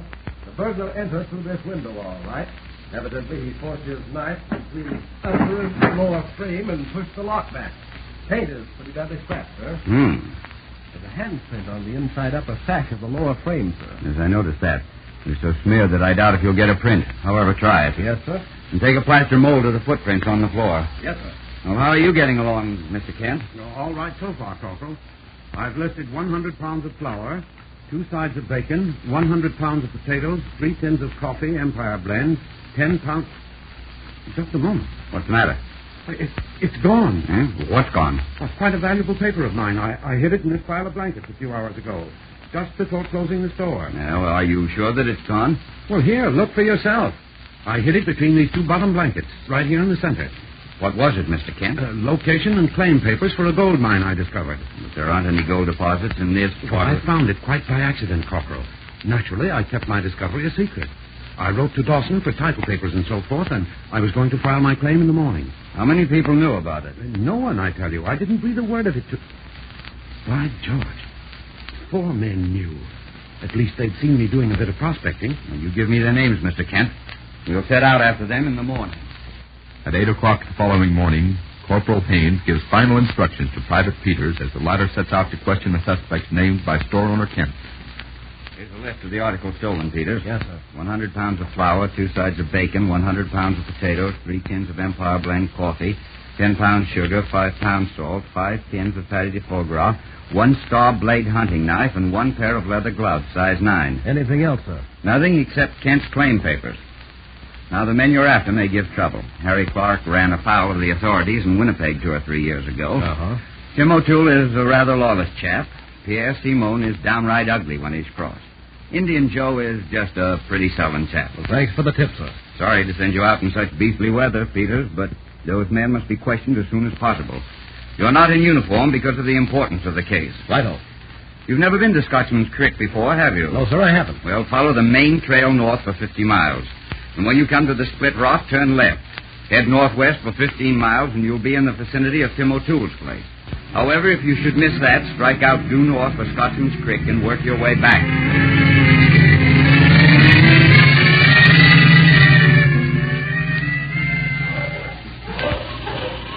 Hello! Hello! Tito, halt! Whiteface, Tito, Sika, halt!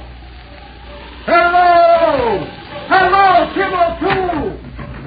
At the top of the day to you, stranger. Stand your dogs on the lee side of the hut. Righto!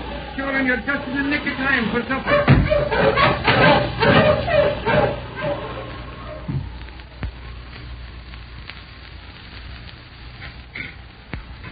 Well, mighty fine mulligan you make, O'Toole. That is a blessing from the angels, me boy. And now tell me, what brings you up here in this bedeviling weather, bad Testoid? Well, I'm thinking of taking some land up here, and I wanted to look it over first. And why should the likes of me need looking over? Oh, there's nothing personal, O'Toole. I just want to see what it's like up here near Scotsman's Creek. Perhaps you're expecting to find a gold mine up here, eh? Well, you have your work and I have mine. And if you hanker to look around the cabin, me boy, look away to your heart's content. That's just exactly what I plan to do, O'Toole. Now, first of all, I'm a Mountie. I want to go through your papers.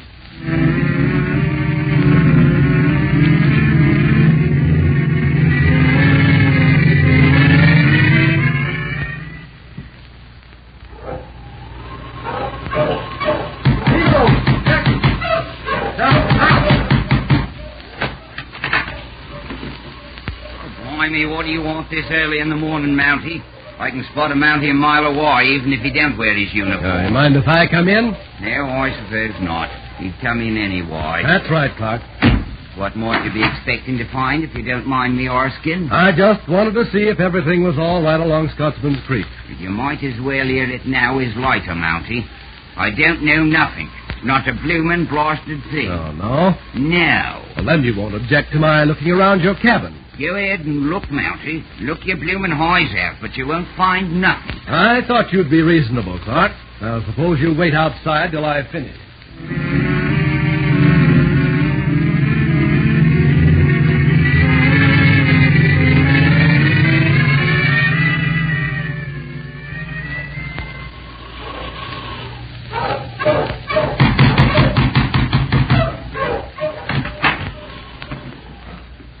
Bonsoir, monsieur. Bonsoir. My name's Peter. You're Pierre Simon, aren't you? Oui. And now that we know one another, let us prepare the meal, eh? When the stomach is full, that is the time for talk, oui? Righto. Today I find myself very happy. Why? Monsieur, I am happy because tomorrow I go into Quakesville. And then, monsieur, then I shall soon be rich, maybe. Good. I'm glad to know somebody up here is making money. So tonight we have the grand feast, eh? I make the meat pie according to the recipe of my papa. And for the grand finale we have a delicacy rare in this country, Harry de Fourquois. Observe me carefully, monsieur, and perhaps you learn the secret of creating a meat pie fit only for kings and queens and presidents. But this time they will not object, eh? No, Pierre, I don't think they will. Now tell me, when do you figure to start for Quakeville? In the morning, monsieur. And with this paper, I shall soon be one very wealthy man. Paper? Oh, let's have a look at it. Why does monsieur wish to see it? You're under arrest, Pierre. Huh? You're under arrest for the burglary of... You should know better than to pull a gun on a Mountie, Pierre. And if you're as slow with your brain as you are with a gun, you'll find yourself in a lot of trouble after we reach Quakeville.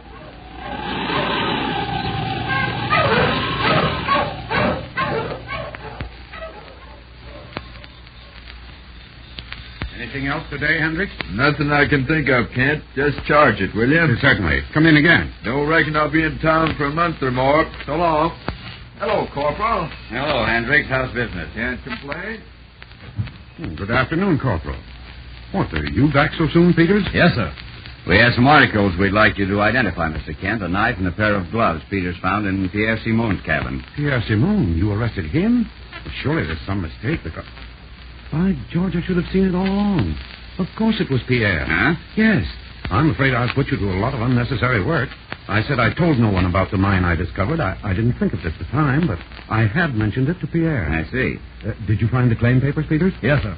Good thing he didn't have a chance to file on them, or I'd be in no end of a mess. Where is the beggar? He hasn't been formally arrested yet, Mr. Kent, but as soon as Good Lord, man, he's not being allowed to run around loose. No, he's in custody of one of our men. Good. And right now he's filing his claim to the mine he discovered. The mine he discovered? Well, he stole... No, Kent, he didn't steal a thing. But There wasn't any burglary. You've been lying from the start.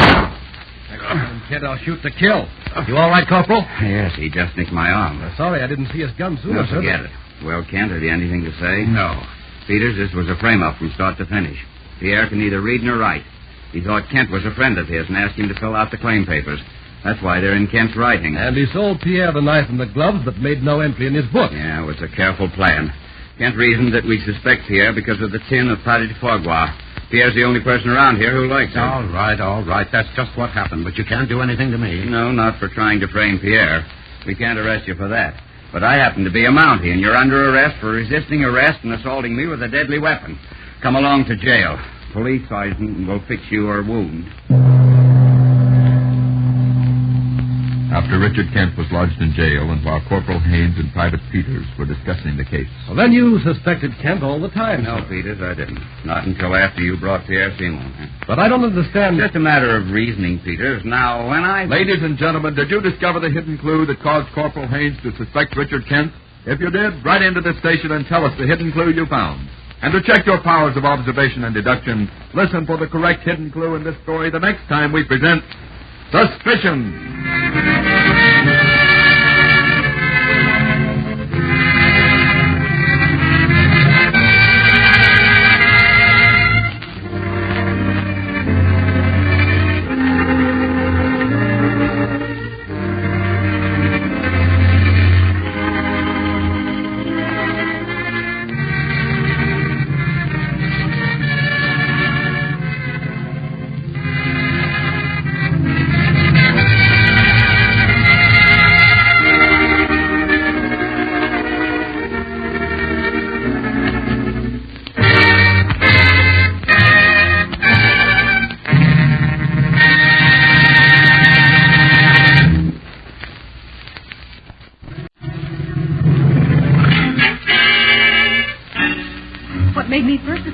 Was that he knew more than any innocent person should have known. I suspected Irene the moment I heard the fireman's testimony. The apparently unimportant fact. I suspected the postman after he... I suspected.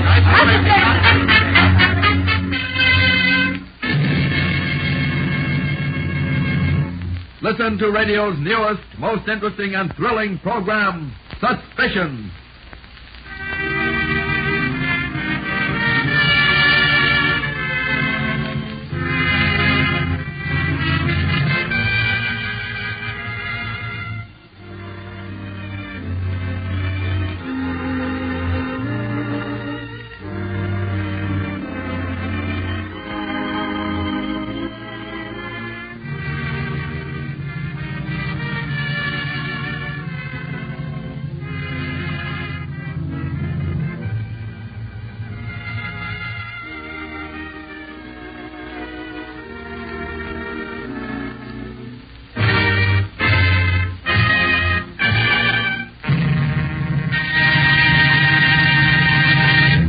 And now, Suspicion. Somewhere in the drama about to be presented is a seemingly unimportant fact, a hidden clue that first casts suspicion on the ultimate culprit. Listen regularly to this thrilling series. Test your powers of observation and deduction and find the hidden clue. It may be a single line, a sound, perhaps a complete scene. All names and characters depicted in this story are fictitious. Any resemblance to persons living or dead is entirely coincidental. In the story we presented last time in this series, Burglary in the Yukon, do you remember this scene? Richard Kent, having reported to the Royal Canadian Mounted Police that his store was burglarized, has returned to the store accompanied by Corporal Haynes and Private Peters. While Kent is making a list of stolen articles, Peters reports... The burglar entered through this window, all right. And under the forces of light, between the upper and lower frames, he pushed the lock back. Paint is badly scratched, sir. There's a handprint on the inside upper board on the lower frame, sir. That, ladies and gentlemen, was the hidden clue. Had a burglar raised the lower window frame from the outside, he would have had no occasion to place his hand on the upper and inside sash of the lower window frame. This indicated that the burglary was an inside job or a fake. Now we present, by order of Judge Colt. Early one morning, Cal Brandt, owner of the Lazy T, a small cattle ranch in the Texas Panhandle, is giving orders to his two riders, Pete Wales and Red Jenkins. You better carry your shooting irons right-handy today, boys. I don't reckon any cattle has been rustled yet, but yesterday I seen a couple of hard-looking jaspers examining the fence near the south corner. Okay, Cal. Come on, Red. Wake up that there hunk of horse flesh and let's get moving. Your garden will be here when you gets back.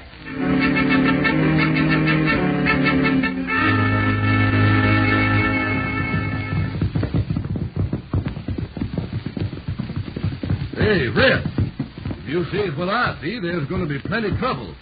Some smart Alex gone and tore the fence to pieces. Yeah. Hey, why do I always have to do the talking for both of us? Is your tongue plumb wore out? Oh? Well, thanks for being so loquacious. I thought maybe one of them roses you're growing took your tongue. Huh? Now, you round up them strays heading for the hole in the fence, and me, I'll fix the fence. So long. Hey, crazy idiot. Goofy over them flowers of his. And always leaving the talking to me. I reckon that someday I'll... Them's the facts Red gives me, Sheriff. Pete was riding for this hole in the fence, and Red hears a shot. He turns fast and sees Pete drop. He figures it's better to look after Pete so he don't chase the killer.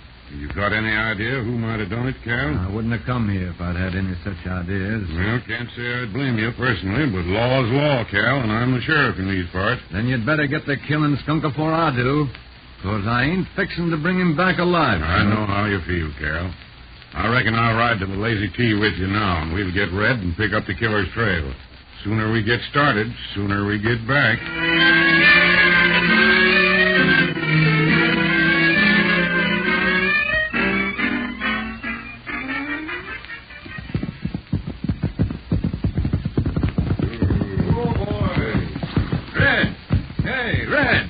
I brung the sheriff. Sheriff. What is it, Cal? Look. Red shot in the back. Oh, shot in the back just like Pete. Didn't have no chance. Gun still in his holster. 2 of my boys killed, Sheriff. Why, if I find out who's done this, there ain't gonna be no use swearing out a warrant for him. After his first outburst of temper, Cal Brandt becomes grimly quiet. Following the trail of the murderer, he reaches Tombstone Creek, and there the tracks vanish. 3 days pass. Then, late in the afternoon, Cal Brandt, haggard and travel-worn, enters the sheriff's office. Howdy, Cal. Howdy. Hello. Howdy, North. Find anything? Nope, but I ain't quitting, Sheriff. I sent a couple of my boys over to Lazy T to look after things while you was gone. Well, that was right nice of you, North. If you'd like to hire... You may have a hard time getting cowpunchers to work the Lazy T.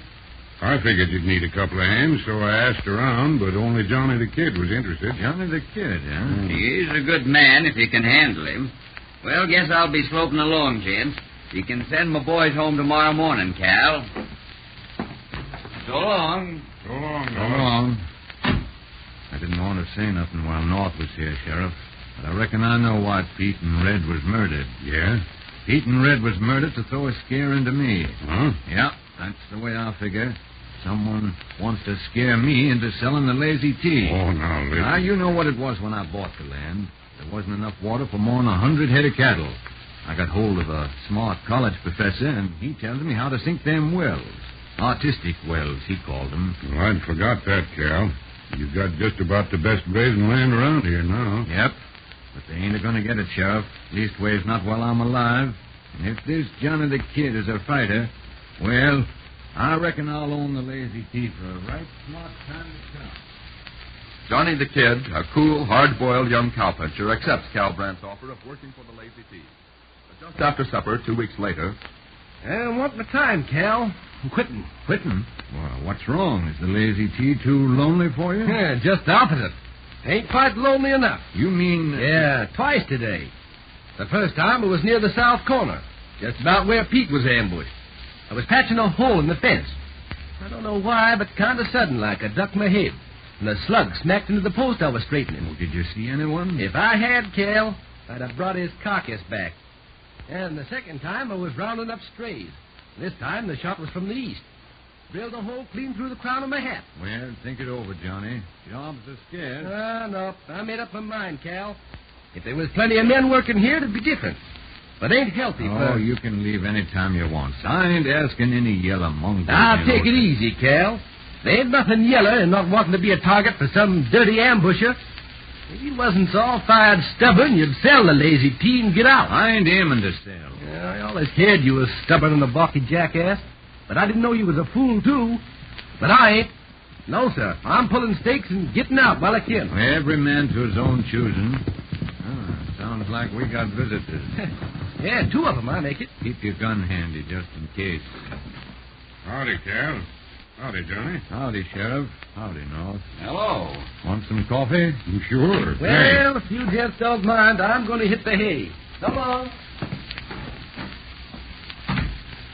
What's eating him, Cal? He aims to leave in the morning. How come? Oh, he was shot at a couple of times today. If you need any of my boys to help out, Cal... I don't suppose no one in these parts will want to buy. Well, I thought you... Say, we come just at the right time. Yeah? Yeah, North will tell you. I want to have a talk with Johnny. Cal, I didn't want to say nothing before, but after Pete and Red was ambushed, well, I figured you might want to sell. Maybe. Of course, I can't pay what the Lazy T is worth, but... Cal, at the window. Missed him. Grab your gun, we'll get him outside. What's the matter? There's a fella prowling round. I saw him at the window. There he is in them trees. Have a horse. Take the chance. We'll follow him. Oh, it takes no use now. Besides, he could pick us off one at a time. It's plenty dark in them trees. Well, you still want to buy the Lazy T? After what's just happened, I reckon that'll take considerable thinking over, Cal. Why don't you drop over to my place tomorrow, and I'll tell you there. I reckon I'll do that. Say, you're forgetting your hat. I guess I'm kind of nervous. It's a good thing I happen to be looking at the... Hey, what's this? Huh? This ball of paper behind the door. Say, it's for you, Cal. Cal Brandt, get out before it's too late. I guess it must have been slid under the door when we wasn't looking. We didn't see it on account of it's being crumpled up. Kind of like a chicken egg. You want me to stay here with you tonight, Cal? No. I reckon I can take care of everything. I'll drop over to your place tomorrow.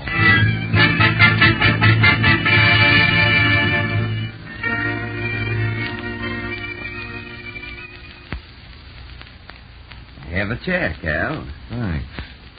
Maybe I'm crazy, but I'll buy the Lazy T. Maybe I'll have better luck. I figure you won't have no trouble at all. In fact, I'm willing to copper any and all bets along them lines. What you driving at? Keep your paws away from your gun. Say you... You overplayed your hand last night, North. You didn't know Red had painted and planted a flower bed under the window you said you'd seen someone at.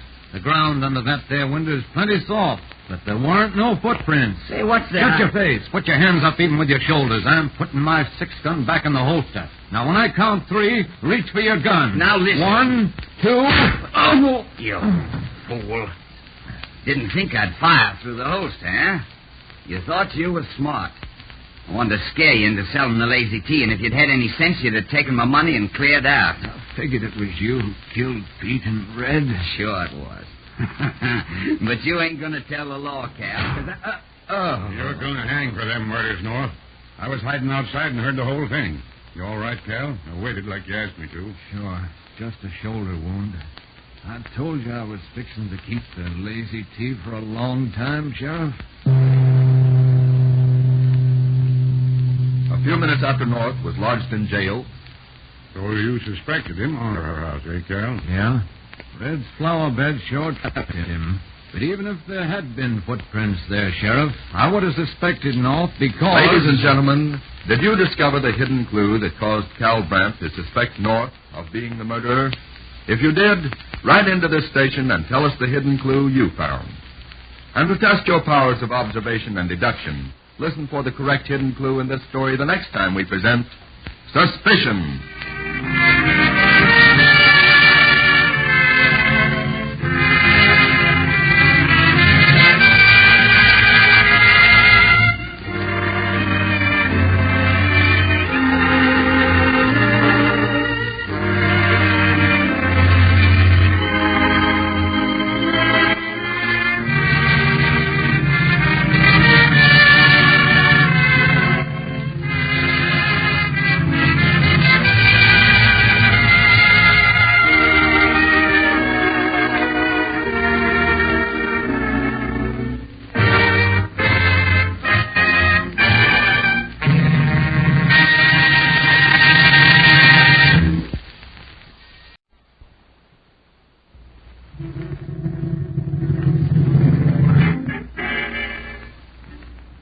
What made me first suspect Bill was that he knew more than any innocent person should have known. I suspected Irene the moment I heard the fireman telephone. He passed the unimportant fact. I suspected the postman after he testified. I suspected.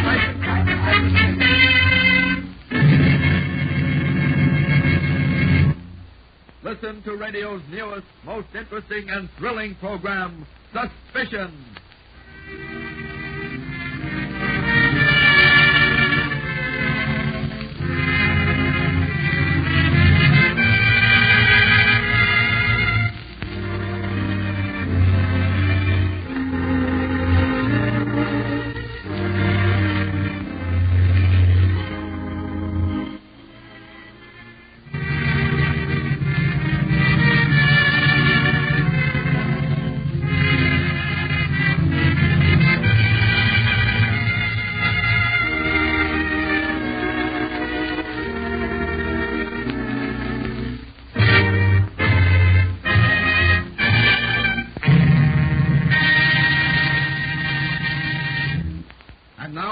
Suspicion. Somewhere in the drama about to be presented is a seemingly unimportant fact, a hidden clue that first casts suspicion on the ultimate culprit. Listen regularly to this thrilling series. Test your powers of observation and deduction and find the hidden clue. It may be a single line, a sound, perhaps a complete scene. All names and characters depicted in this story are fictitious. Any resemblance to persons living or dead is entirely coincidental. By order of Judge Colt, the story we presented last time, do you remember this scene? The sheriff and North are at the ranch house of the Lazy T. Shots have been fired at a prowler seen by North. And as Cal Brandt and North re-enter the house, North said, I guess I'm kind of nervous. Good thing I happened to be looking at the... Say, what's this? Huh? This ball of paper behind the door. Say, it's for you, Cal. Cal Brandt, get out before it's too late. I guess it must have been slipped under the door when we wasn't looking. We didn't see it on account of it's being crumpled up, kind of like a chicken egg. The ball of paper, ladies and gentlemen, was the hidden clue. It is impossible to slide a ball of paper the size of a chicken egg under a door. And now, the traitor. London, England. Late on the afternoon of May 10th, Clive Bristol of the Foreign Office reports to his superior, Under Secretary Homer Wallace. I'm inclined to agree, Bristol, that your plan to protect Prince Akbar is the only feasible one at the moment. Thank you, sir. You are hereby relieved from all regular duties. You will report to me at least every other day using code 7H. Aside from that, you're on your own. Very good, Mr. Wallace. And tell me, have you any idea where to look for these assassins? No, sir, I haven't. That's why I thought it wise to start looking before the prince arrives in England. Possibly the people in the Limehouse district, or perhaps in Mayfair. Very well. Do whatever you think best. You have unlimited power, and the Foreign Office will back you up. The best of luck, Bristol. 2 weeks later, on Rupert Street, in a small apartment that Clive Bristol had rented. I believe I'm on the right trail at last, sir. There are 3 men at Their names? I expect to learn that and a great deal more about them tonight, Mr. Wallace. Where do they meet? At the Far East Cafe. Hey, talk a little louder, Bristol. I say they meet at the Far East Cafe, sir. It's rather a filthy dive on a little... Get away from the phone. What are you... Oh, hello. Hello, Bristol. I say Bristol. Bristol. I say Bristol.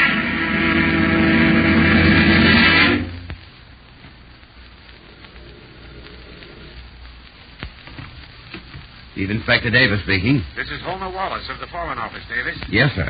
Meet me at 409 Rupert Street. It's urgent. Very well, sir. I'll explain the situation to you later. Be at 409 Rupert Street as soon as possible.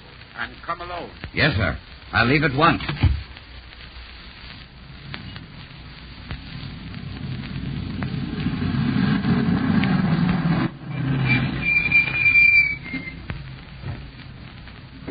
Hello, Mr. Wallace. What's up? I'll tell you later. Let's go inside. We'll have to get the key of his apartment first.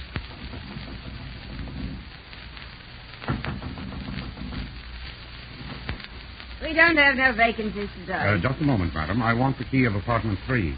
Oh, number 3, eh? How is the poor man? Does the doctor think he'll recover? Eh? Why, Yes, the doctor thinks he'll pull through, of course. He hadn't been rushed to the hospital right away. That's what I told my husband I did. Eddie, I says, Eddie's my husband. Eddie, I says, if the poor man's sick, the hospital's the only place for him. Too bad we didn't know about it sooner, ma'am. But it wasn't until his friend told us. Oh, I bet it was the little man what told you, mister. That big red-headed fellow with a scar on his chin. He ain't the kind to do no one a good turn. Well, here's the key, mister. Tell the poor man I do hope he gets well all right. Thanks. We'll tell him that. Good work, Davis. I didn't know what to say. I suppose number 3 is on this floor. They must have told her he was sick and being taken to a hospital. Right. Say, what's this all about? I'll tell you in a moment. Here we are. Oh, looks as if a cyclone had been in here. Yes, evidently they wanted all the facts on Bristol. Why, Bristol? Yes, I thought you knew him. That's why I called you. Rather a long story, Davis, but briefly, we believe that an attempt will be made to assassinate Prince Akbar while he's here in England. I see. Perhaps you aren't quite aware of the present situation in India. The natives have been aroused almost to open revolt, and we believe that the leader of the disturbing faction is at present here in London. The assassination of the prince would be the finishing touch. It's more dangerous than that. Even an authentic story that the prince's life was in danger while in England would start an open revolt. I see. 2 weeks ago today, Bristol undertook to search out the would-be assassin. When he was reporting to me on the phone a short while ago, I heard a man enter and knock him out. They took him away, eh? Pretending he was sick. Obviously. But I want you to handle this case alone, Davis. Certainly, if Scotland Yard If Scotland Yard is in on it, there are bound to be leaks of information. That would be disastrous. I see. I've arranged a temporary leave of absence for you. The entire Foreign Office will aid you. Well, I'd rather work this entirely on my own, sir. As you wish, Davis. The woman who gave us the key also gave us a hint on whom to look for. A tall, red-haired man with a scar on his chin. That's not much, just before Davis was attacked, he said something about 3 men who met at the Far East Cafe. The Far East Cafe, eh? I know that place. Quite a low dive on the other side of Limehouse. I'll change my clothes and visit the Far East Cafe tonight, Mr. Wallace. Perhaps our red-headed friend will be there.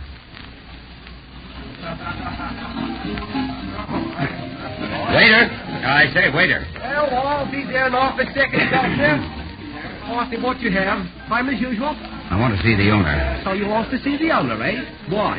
I need a couple of reliable men to do a job for me. What you mean?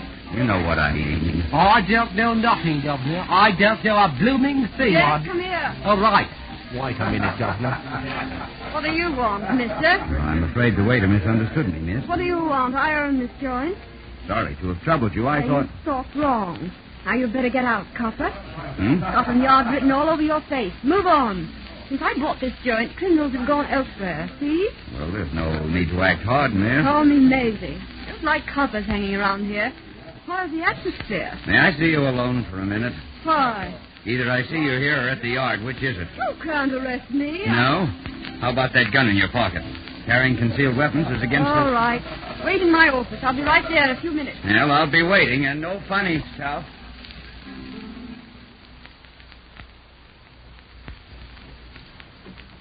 Well, David, how did you make out last night? I believe we're on the right path, Mr. Wallace.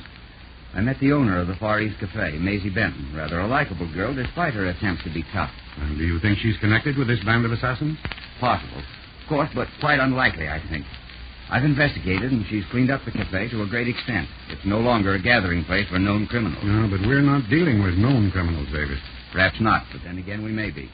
Now, when I described the tall, red-haired man with a scar on his chin, she remembered having seen him near the cafe. She's going to find out for you? Right. Well, don't place too much faith in this woman, Davis. Hardly.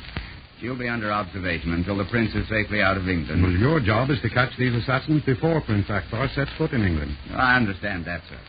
Undoubtedly, Clive Bristol was close to the truth. If I can find where he's being held, we can probably break this case.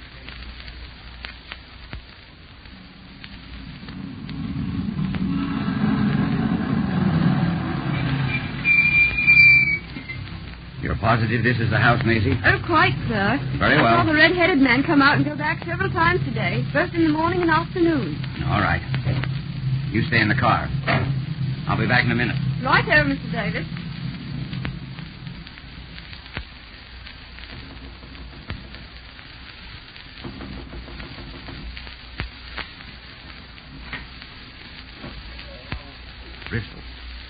Bristol.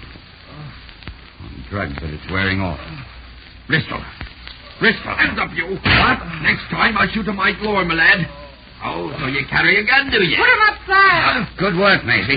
We'll take Bristol and this redhead. Oh, one side, sister. Shoot him, Maisie. You're shooting too high. Give me the gun. Now, miss. He's gone the other way. I'll follow him. Phone Homer Wallace at the Foreign Office. Have him send for Bristol. Right here. Although this red-headed man got away, sir, Bristol will be... We were too late, Davis. What's that? Maisie Benton phoned, and I sent a police-escorted ambulance there for him at once. But when it arrived, there was only the girl. Good Lord, you mean the chief? She was unconscious, had been blackjacked. Where is she now? She refused treatment, so she was taken to her home. Taken home? Good heavens, Wallace, don't you realize that she'll... I'll call you later. Operator, give me Waverly 77198. Hello? Oh, hello, Maisie. Who is this? Clark Davis, are you... Oh, I've been trying to get in touch with you, Mr. Davis. Well, what's the matter? My flat being watched. Just after the police brought me home, I happened to look out the front window. Two men on the other side of the Well, street. stay where you are and don't let anyone in until I get there. I'll be there in a few minutes, but remember, don't see anyone.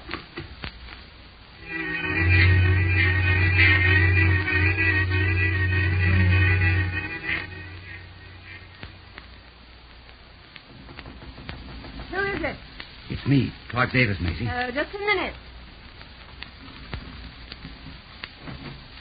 I'm sorry to have gotten you into this mess, Maisie, but we'll give you... Hands up, Inspector.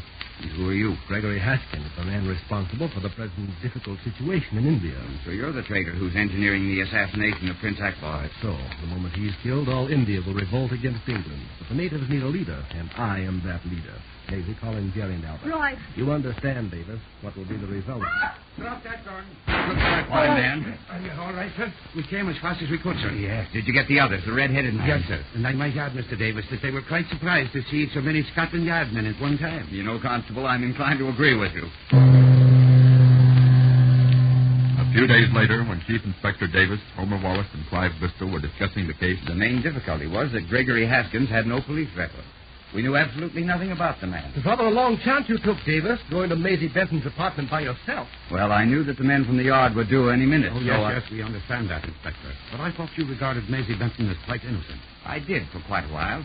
Frankly, it wasn't until... Ladies and gentlemen, did you discover the hidden clue that caused Chief Inspector Davis to first suspect Maisie Benson of being a member of the would-be assassins of Prince Akbar? If you did, write into this station and tell us the hidden clue you found.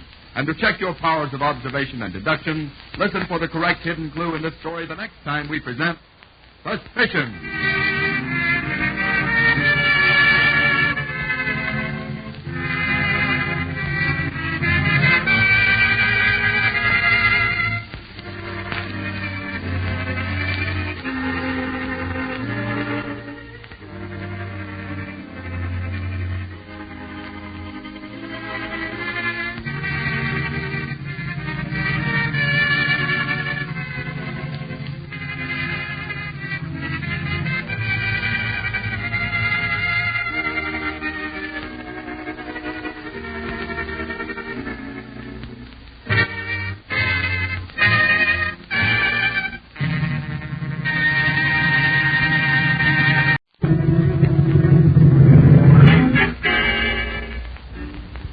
What made me first suspect Joe was that he knew more than any innocent person should have known. I suspected Irene the moment I heard the fireman's testimony. You have the unimportant fact. I suspected Elaine. the postman after he testified. I suspected.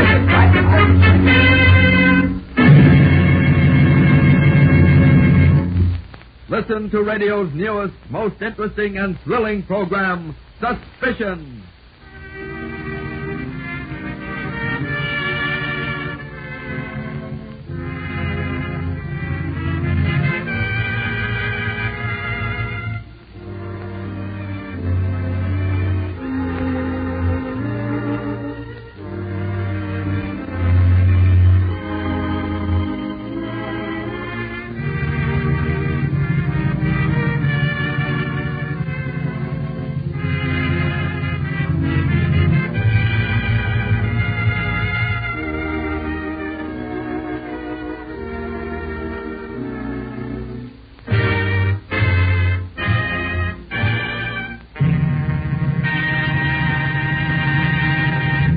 And now, Suspicion.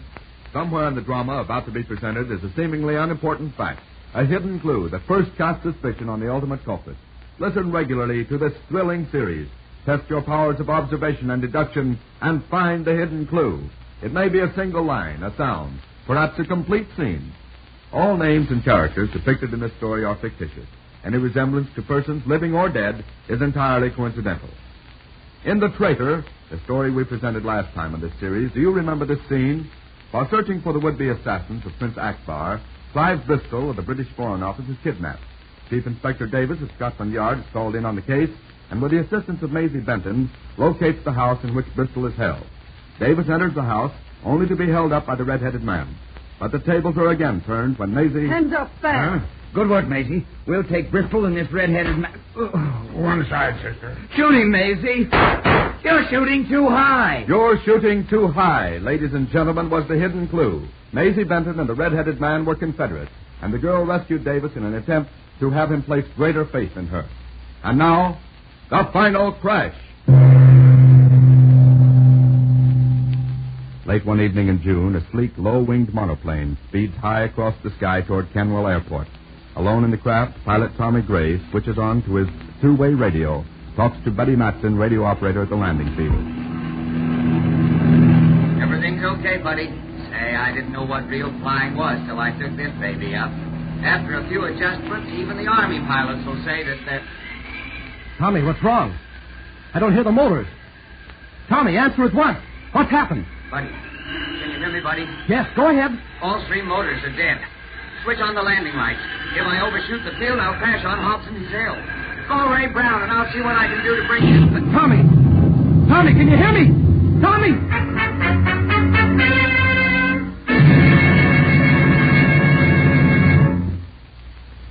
Naturally, we didn't say anything about this before, Patsy. We all liked your husband, and... I understand, Ray. Oh, I'm no good at words. It's just this. If you want to stay here, Pete and I have a job for you. It isn't much, but... Thanks, but I have a little money of my own. Not much, but enough to get by on. After I patent my husband's invention, What's the matter? Patsy, Tommy's invention isn't worth... Oh. Well, don't depend on it too much. Oh, but he showed me all the plans before he crashed. He had it tested on the Swallow, and it worked fine. Except for the automatic takeover. I think that's what he called it. Yes, I have a set of his plans in my desk. But I thought he'd given up the idea after we tried it on a model, and it didn't work. Oh, it wouldn't work on a model, Ray. It had to be tested on a real plane. I believe Tommy knew what adjustment was needed, and I'm sure he made it. On the plans, at any rate. Thought he didn't tell me. After all, we were in the idea more or less together, Tommy and Something's Pete. wrong with that plane, Ray. Look! Stay here, Patsy. No, I'm going with you.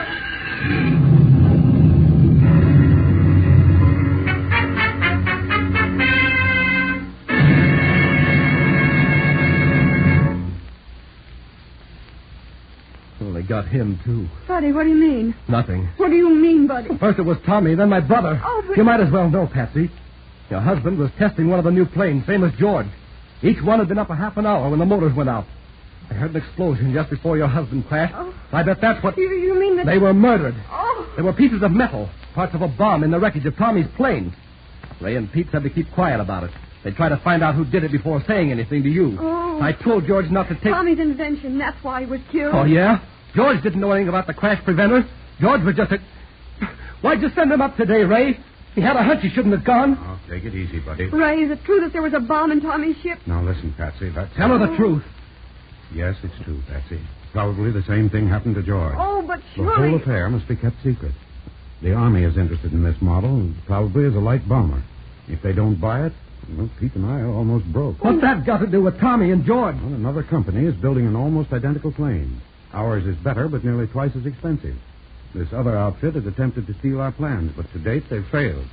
Now, if our test planes crash, well, you know what the Army inspectors will say. Oh, but if you tell them about the bombs, We they'll... can't prove it, Patsy. Oh. The fact is that two of our planes have crashed, and we're using an absolutely radically different design.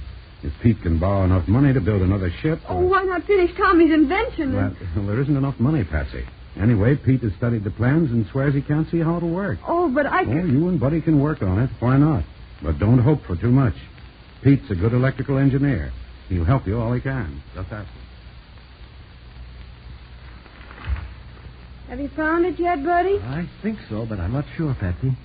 Now, here's where the landing field radio control belongs. Mm-hmm. It's marked A131. Have you found that? Let's see. A131. Here it is. Mm-hmm. Well?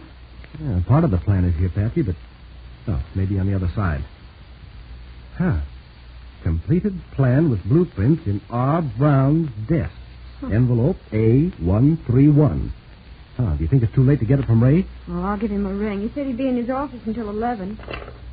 Oh, 416, please. Patsy, we can take my car and Hello, drive... Ray? This is Patsy. Buddy and I need some plans you have of Tommy. Yes. All right, we'll leave right away. Right.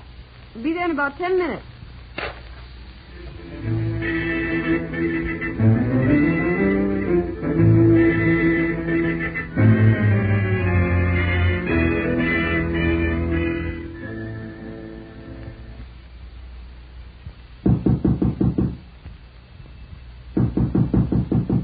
He probably stepped out for a minute. Let's go in. All right. Oh. Buddy, Ray. He's alive. Oh. Get some water. Ray, it's me, Buddy. Oh, don't hit me. Oh, Buddy. What happened? Here, I'll turn... Look out, they stabbed me. Patsy, phone the doctor and the police. Right. How'd it happen, Ray? Well, just after Patsy phoned, I stepped out of the office for a minute. When I got back, a man stepped from behind the door and he had a gun. He ordered me to unlock my desk. Yeah? A couple of minutes later, I lunged at him. I caught him off guard and knocked his gun away. I tried to get the gun, but he picked up the stiletto I use as a paper cutter and stabbed me. And then he knocked me down. I must have hit my head on the desk. Well, did you get a good look at him? No, he wore a mask. The doctor and the police should be here in a few minutes. Good. I called Pete's house, but there was no answer. That's funny. He said he was going to work at home tonight. Patsy, look through Ray's desk and see what... Oh, he was after the plans of our new airplane. Look in the bottom right-hand drawer. I was working on them just before it happened.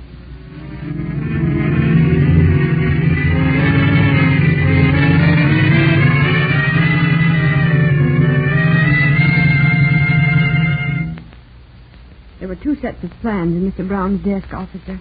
One for the new model airplane he and his brother are building, and the other was... The other was a set of plans Mr. Gray made, officer. He'd invented something that would greatly increase the safety of air transportation. A crash preventer, eh? Yes, that's what he called it.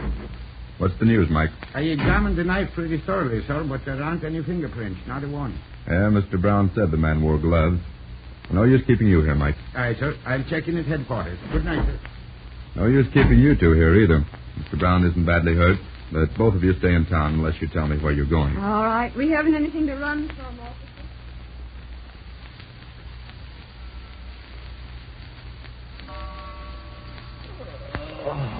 Say, it's 11 o'clock. Oh, you better go home and get some sleep, buddy. You've been working on the drawings every spare moment for the past week. Yeah, well, I'll finish them tomorrow. What slowed me up was having to figure out part A131, the automatic takeover. Yeah. Oh, you'll have me yawning in a minute, buddy. As soon as you're finished, we'll mail the plans to Washington. I have the patent papers all filled out. Okay, Patsy. Well, see you about 1 o'clock tomorrow afternoon. Good night. Good night, buddy. Oh. Buddy, what's this? Put up your hand. Who are you? Shut up. Step back. Well, what do you want? Turn around. Hey, but... Turn around. You can't take those papers out of it. No, I can't take those drawings, eh?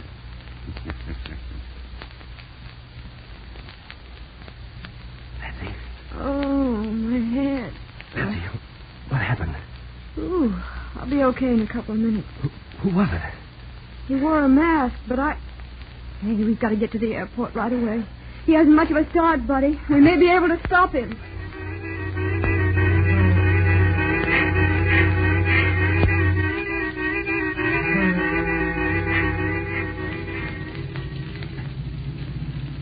Is Ray here, Jake? You're kind of late, Mrs. Gray. He's just taken off. Did he have a briefcase with him? Yeah, and a lot of papers. Patsy, you mean Ray? Yes, I recognize his voice. Hold Jake till I take off. Hey, you can't take that plane, Mrs. Gray. Hey, come back. Let go of me, buddy. You don't know how to fly. Call an ambulance, buddy. There's liable to be a crash in midair.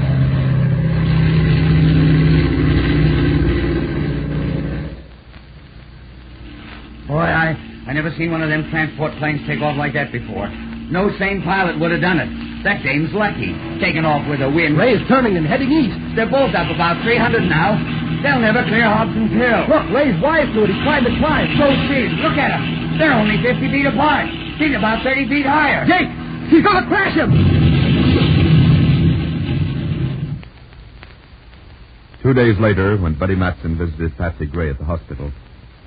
Too bad Tommy's invention was completely destroyed, Patsy, but maybe someday... Let's not talk about it, buddy. Was Ray killed? No, just badly hurt. His plane just skimmed the hill and landed on the other side, too.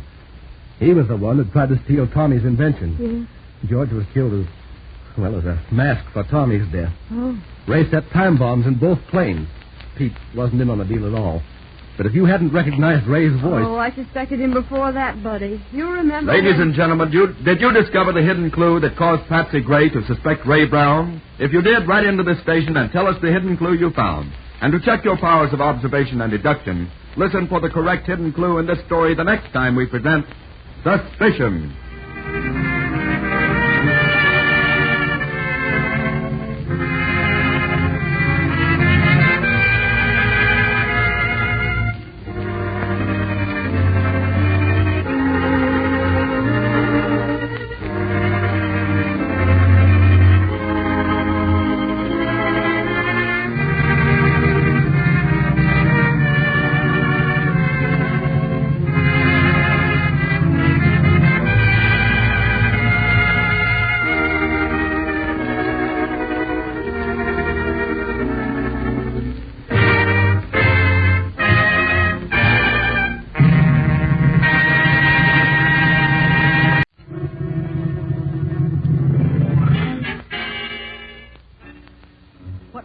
first suspect Joe was that he knew more than any innocent person should have known. I suspected Irene the moment I heard the fireman's testimony. The apparently unimportant fact. I suspected Elaine. The postman after he testified. I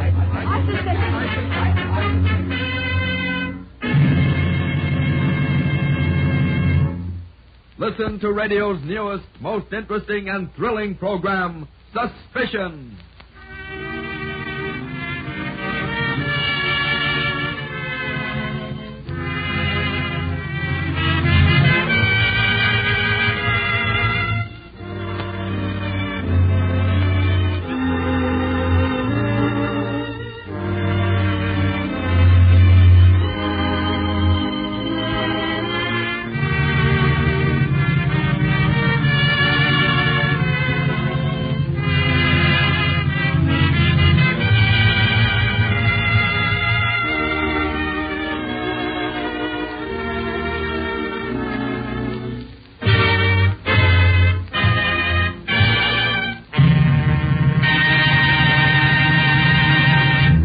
And now, Suspicion.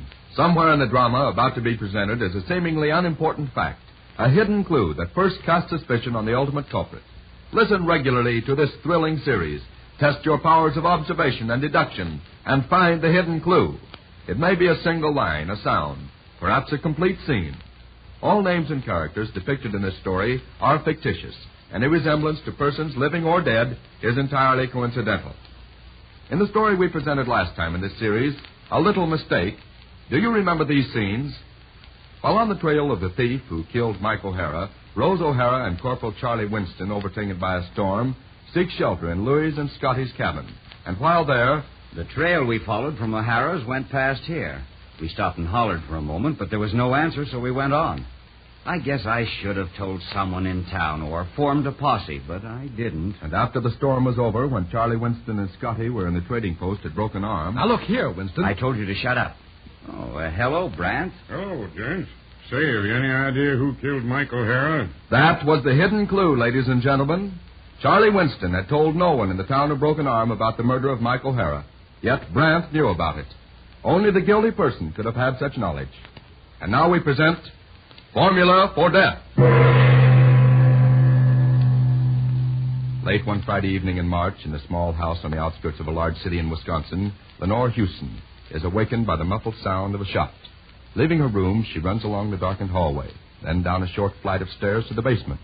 A pale yellow light shines from under the door of her father's laboratory. Pressing her ear against the panel, she hears... Don't talk and talk quick, Houston. We'll I tell you, it isn't here. Where is it? I don't know. Good beating up and you'll talk all right, Houston. We want your invention and we'll get it at any cost. Jim, maybe a little arm twisting will help.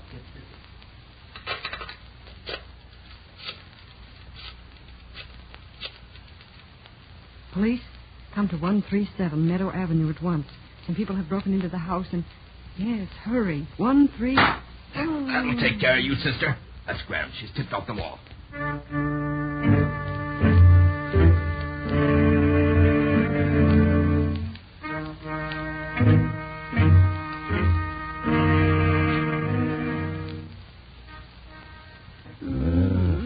got a nasty crack on the head, but she'll be around in a minute. Where am I? In the living room of your home, Miss Houston.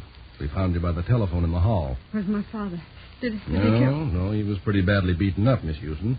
Now then, what happened here tonight? I don't know. Well, but surely you must have some idea, Miss Houston. Yes, but... Yes, Father, I'm here. Lenore, don't tell anyone except George Huntley. Tell the police nothing. Nothing at all. Yes. They mustn't know. Tell George... Yes, Father. Tell George they tried to get my... What's he talking about, Miss Houston? I don't know. But you... I tell you, I don't know. Very well, Miss Houston. I'm Captain Lewis of the Detective Bureau. If you find out or even have a hunch what this is all about, get in touch with me. I have no idea why my father was attacked, Captain Lewis.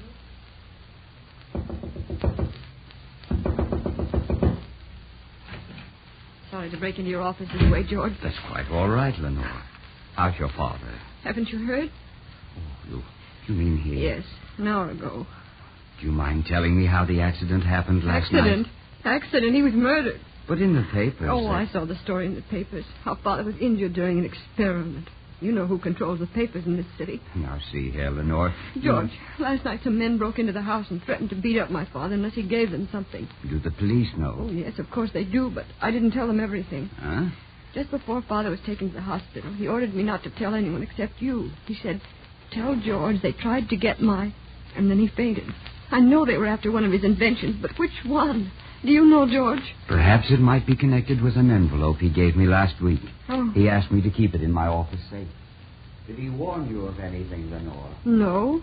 Although earlier in the week, on Tuesday, he seemed quite upset after 2 men had called on him. He said they were agents of Robert Blankton, the International Munitions King. And he controls the newspapers in this city. Robert Blankton, eh? Mm. That war maker. Perhaps we'll find the answer in this. Now, what is it, George? It's the formula for a new gunpowder. He writes, with a gun barrel of proper strength, this powder will hurl a shell weighing 3 tons a distance of no less than 90 miles. Oh. He underlined this part. I have told no one of this invention. Under no circumstances is this formula to be given to any person but Howard Cantwell of the United States Department of War. Howard Cantwell? Father was going to fly to Washington this morning to see him. We'll get in touch with him at once, then, because Blankton and his agents won't stop at... hello. Operator? Rush this call through to the War Department at Washington, D.C. It's quite important. I don't know how Blankton learned of the invention, but sooner or later he'll find out that we have... War Department? Mr. Howard Cantwell, please. George Huntley speaking. What's that? Oh, but there must be some way of reaching him. No, I can't discuss it with anyone else. If you'll... Very well. Isn't there? No, and can't be reached until Monday morning. Oh, that's almost 2 days, George. What'll we do? Well, there's only one thing, Lenore. You stay with me and my wife over the weekend at our summer home. You mustn't be left alone.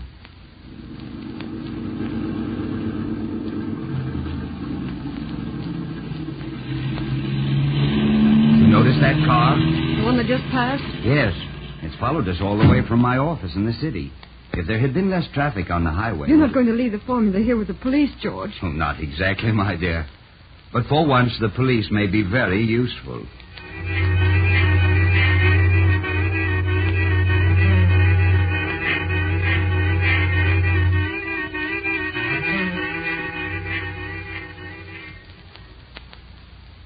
What's this all about, George? My husband gets home much later than usual and has a... And has a very beautiful young lady with him.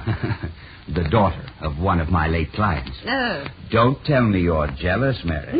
No, of course not. But what's the secret between you two? Why is Miss Houston here? Oh, believe me, Mary, I can't tell you.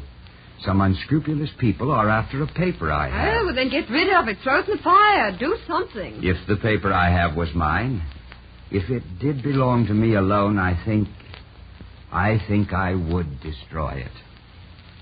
Early the following morning, Sunday. There's another one behind the lilac tree. Do you see him? Yes. He's been there ever since dawn this morning. I doubt if they'll attack for a while yet. And the village police promised to stop by here before noon. Won't you change your mind about my plan to run through? Oh, you wouldn't have a chance. No one would. I'll try it anyway, George. If it hadn't been for me, you and Mrs. Huntley wouldn't... Lenore, I wouldn't be alive if it hadn't been for your father. What's that? Your father saved my life at the risk of his own. It was during the World War. That was before your time. Oh, what happened? Let's not talk about it. We who actually fought, we know that the tinsel of war glory tarnishes very easily. If only everyone had been at the front. If only they could have faced death instead of... George, I've never heard you talk like this before. I'm sorry. I just can't help feeling that way sometimes. I guess I'm out of step with the rest of the world, Lenore. Oh. But in a few years, others will feel the way I do, perhaps. What do you mean? The formula. Your father's formula for a new gunpowder capable of hurling shells over 90 miles. George, look, they're leaving. And there's a police car coming up the road. I wonder if... Howard Cantwell must have heard about Father's formula. And he's come here for it, eh? Of course. Don't you see, George? The police probably told the Federal Bureau of Investigation about Father. Will you let them in, Lenore? I'll get the formula. Right, so. You don't know how glad I'll be to get rid of it.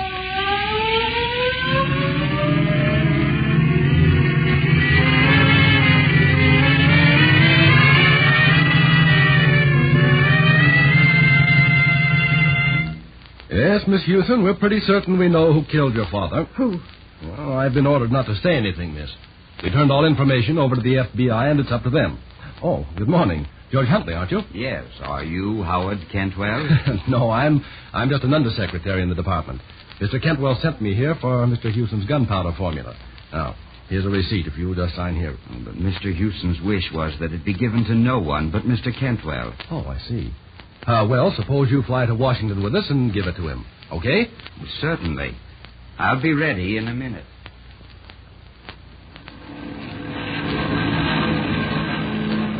These men are secret agents, Mr. Huntley. Not taking any chances, eh? Oh, no, we never do. Lay off the gab and come across at the formula. Oh, but I told you... You better give us the formula before we get rough, Huntley. Yeah, you might fall out of the plane. Oh, accidentally, of course.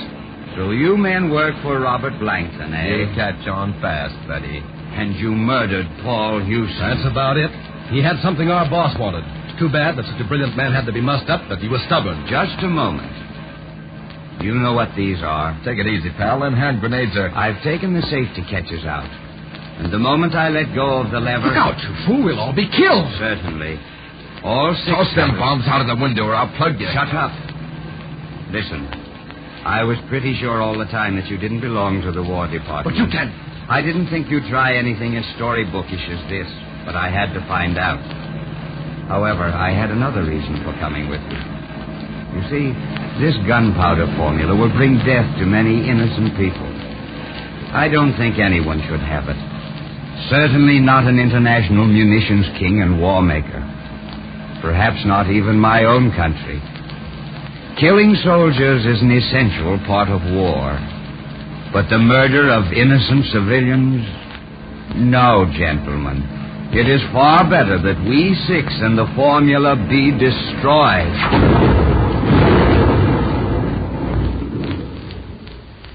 Ladies and gentlemen, did you discover the hidden clue that caused George Huntley to suspect the men who came for the gunpowder formula? If you did, write into this station and tell us the hidden clue. And to check your powers of observation and deduction, listen for the correct hidden clue of this story the next time we present Suspicion.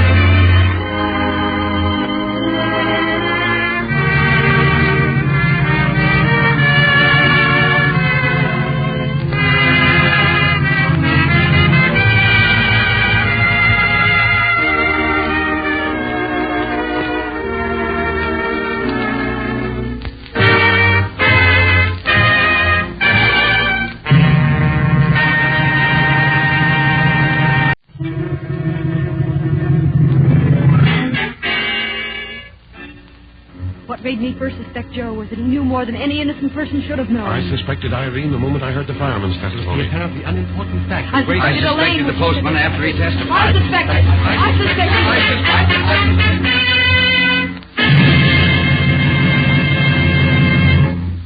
Listen to radio's newest, most interesting and thrilling program, Suspicion.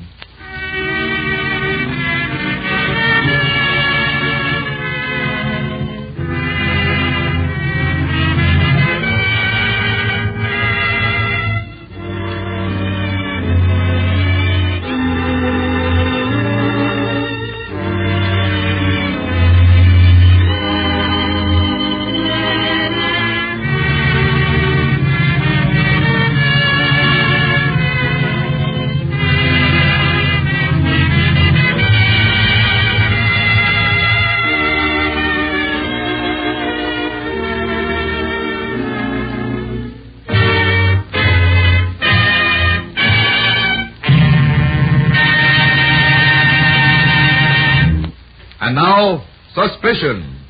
Somewhere in the drama about to be presented is a seemingly unimportant fact, a hidden clue that first casts suspicion on the ultimate culprit. Listen regularly to this thrilling series. Test your powers of observation and deduction and find the hidden clue. It may be a single line, a sound, perhaps a complete scene. All names and characters depicted in this story are fictitious. Any resemblance to persons living or dead is entirely coincidental. In the story we presented last time in this series, Formula for Death, do you remember this scene? George Huntley has just opened a letter left by Paul Houston. What is it? The formula for a new gunpowder. He writes, with a gun barrel of proper strength, this powder will hurl a shell weighing 3 tons, a distance of no less than 90 miles.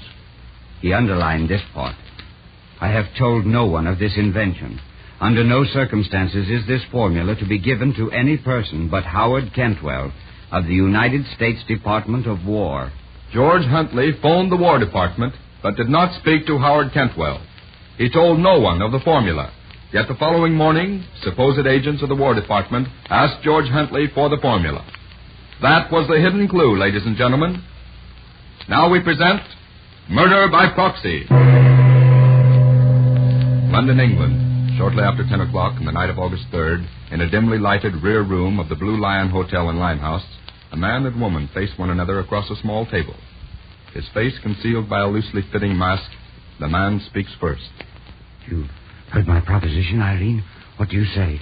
Oh, I like the money all right, Governor. Then but... you'll do it? Now, looky here. Maybe I'm a criminal, maybe I ain't.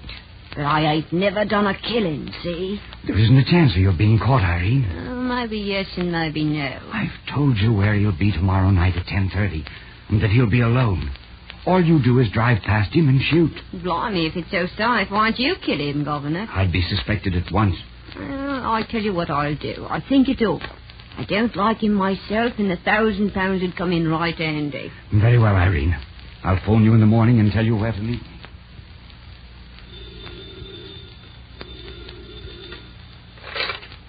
Hello, Davis speaking.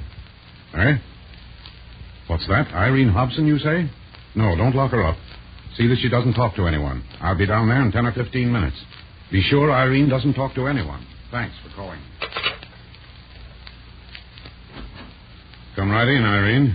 I don't mind if I do, Inspector. I warned you not to set foot in England again. Mr. Davis, I knowed I was going to be arrested tonight, and I just waited peaceful like for it. Well, that's the first clever thing you've done in a long time. But if you knew, why didn't you leave? 'Cause I ain't no murderess, not Irene. Eh? That's what I says, Mr. Davis. Irene Hobson ain't no murderess. What the dickens are you talking about? I knowed you'd perk up your ears, Inspector.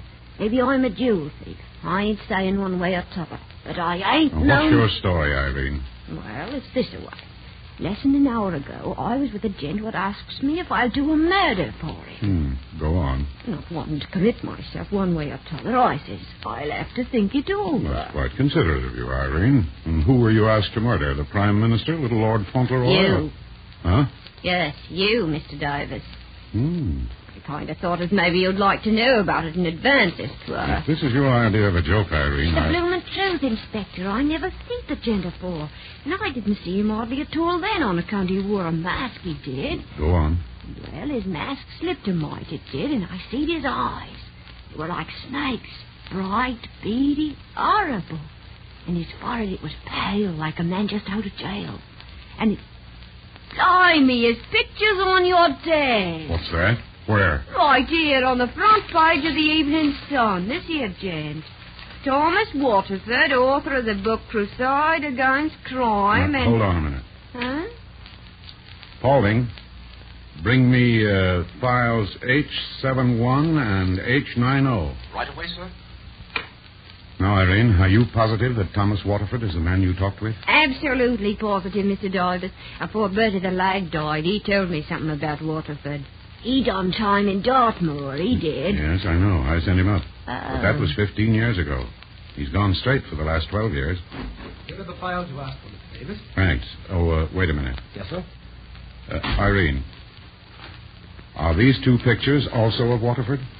How can I tell if they's him unless I see the old face? Well, do the eyes and forehead resemble Waterford's? Yes, but... That's enough. All you can identify are the forehead and eyes. These pictures are Philip Johnson and Henry Moxley. Waterford's the tough I was talking to. Where? At the Blue Lion Hotel in Limehouse, room 215. Paulding, will you call in Mr. Grayson? Oh, but there was a murder at Pall Mall Theater tonight, and Mr. Grayson and Mr. Jeffers are in charge, sir. Oh, very well. You come along then. Leave word we're going to the Blue Lion in Limehouse. But if this is your idea of a joke, Irene, you'll laugh on the wrong side of your face before long.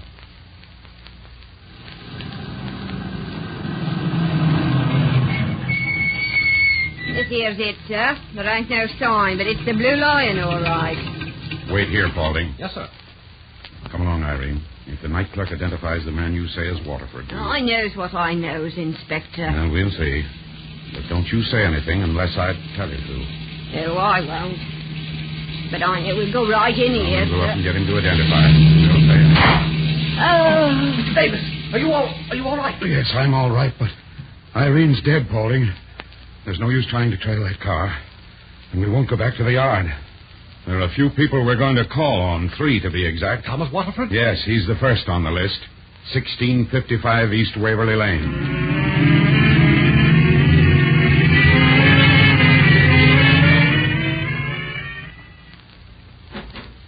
What is it? Hello, Waterford. Remember me? What do you want, Davis? Mind if I come in? Thanks. Well? Where have you been all evening? Davis, because I was once in prison, that doesn't make me accountable to you or anyone for my actions now. Well, there's no need to chuck your weight about it. I came here in order to protect you. Thank you. But I'm quite capable of taking care of myself. Waterford, half an hour ago, a petty criminal told me that you had asked her to murder me. Stuff and nonsense. I haven't been out of my apartment all evening. Have you a witness to that effect? No. And frankly, Davis, isn't the whole idea rather imaginative? Well, the woman who told me of the plot was shot down a few minutes ago. Oh, I see. And I am under arrest, eh? No, not yet. But I advise you not to try to leave London for a few days. It might not be healthy for you.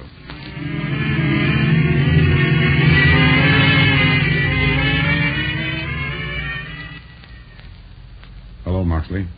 Oh, what do you want? You mind telling me where you've been all evening? Why? It has nothing to do with buying stolen jewelry, Moxley. I'm investigating a murder and conspiracy to commit murder. Oh. Well, what did you do this evening? Oh, nothing of importance. Rather a stupid evening, in fact.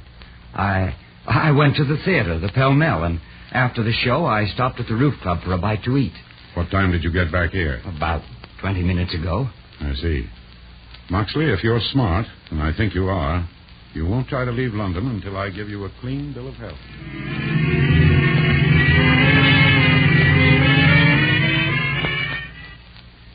But I assure you, Inspector, that this whole idea is absurd. Where were you tonight, Johnson? Now, see here, Davis. Just because I'm slightly involved in the Fredericks murder, that's no reason This is an investigation, Johnson, not a murder trial. I advise you to cooperate. I shan't answer any questions I think unfit. Of course not. I merely want to know where you've been this evening, Johnson. Well, I worked at the office until approximately 11:30. Important papers to rush through, you know. Were you alone? Yes. But perhaps the charwoman saw the light in my rooms. Perhaps not. However, shortly before 11 o'clock, I phoned my partner, Sir Gerald Silversmith. No doubt he'll tell you that I phoned him from the office, Inspector. Well, for your sake, I hope he does, Johnson. However, I must request that you do not leave London for a few days without telling me first. Just as you say, Davis. Good evening. Where to now, sir? Better drive to the yard. Yes, sir. You know, there's only one point left to be cleared up. Which of the 3 is lying? Waterford, Moxley, or Johnson? Well, Waterford is probably still carrying a grudge against you. Yes, I thought of that. But if I hadn't sent him to jail, somebody else would have. However, Moxley knows I'm trying to get proof that he's buying stolen jewelry. I know he is, but I can't prove it yet. And Johnson believes I know a good deal more than I do about the murder of Elaine Fredericks. We might as well go back to the yard and call it a day, Paulding. Frankly, I'm stymied.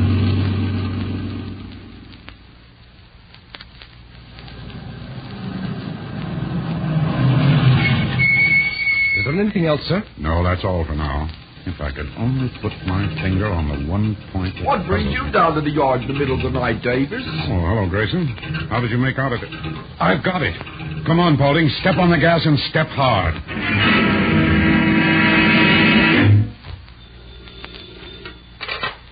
Now?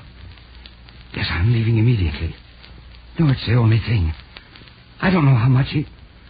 Oh, of course he'll know I did it, but he'll never find me once I'm out of England. You'll get your share. I'll mail it from Amsterdam. Right.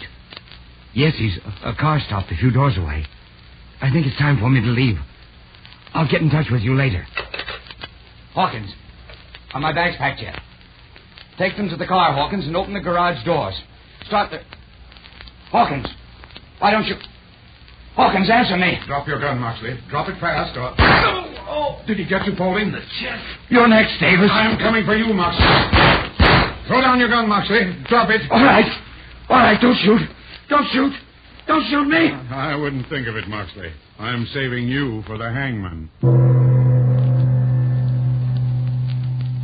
2 days later, when Chief Inspector Davis was visiting Paulding in the hospital, the question arose. You know, Mr. Davis, I never did understand why you suspected Henry Moxley. And personally, I'd have arrested Thomas Waterford. Well, it wasn't exactly Moxley's fault that I suspected him, Paulding. You see, in most circumstances, his alibi would have held water. But the other night, when he told me that he had... Ladies and gentlemen, did you discover the hidden clue that caused Chief Inspector Davis to suspect Henry Moxley? If you did, write into this station and tell us the hidden clue you found. And to check your powers of observation and deduction, listen for the correct hidden clue of this story the next time we present Suspicion.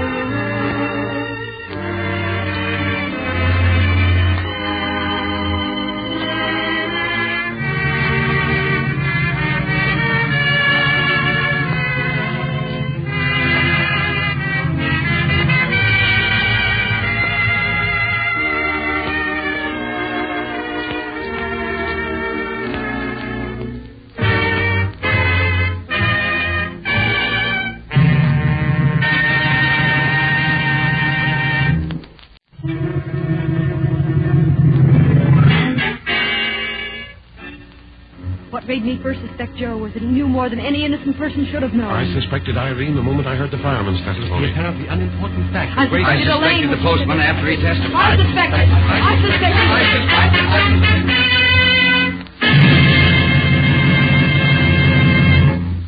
Listen to radio's newest, most interesting and thrilling program, Suspicion.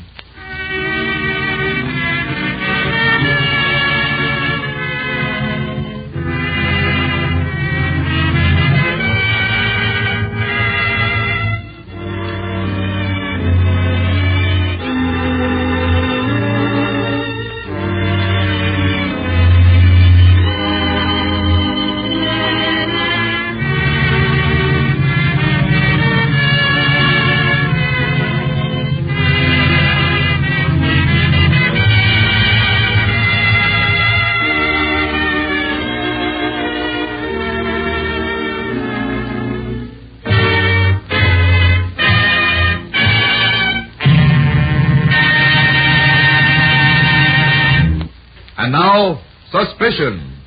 Somewhere in the drama about to be presented is a seemingly unimportant fact, a hidden clue that first casts suspicion on the ultimate culprit. Listen regularly to this thrilling series. Test your powers of observation and deduction and find the hidden clue.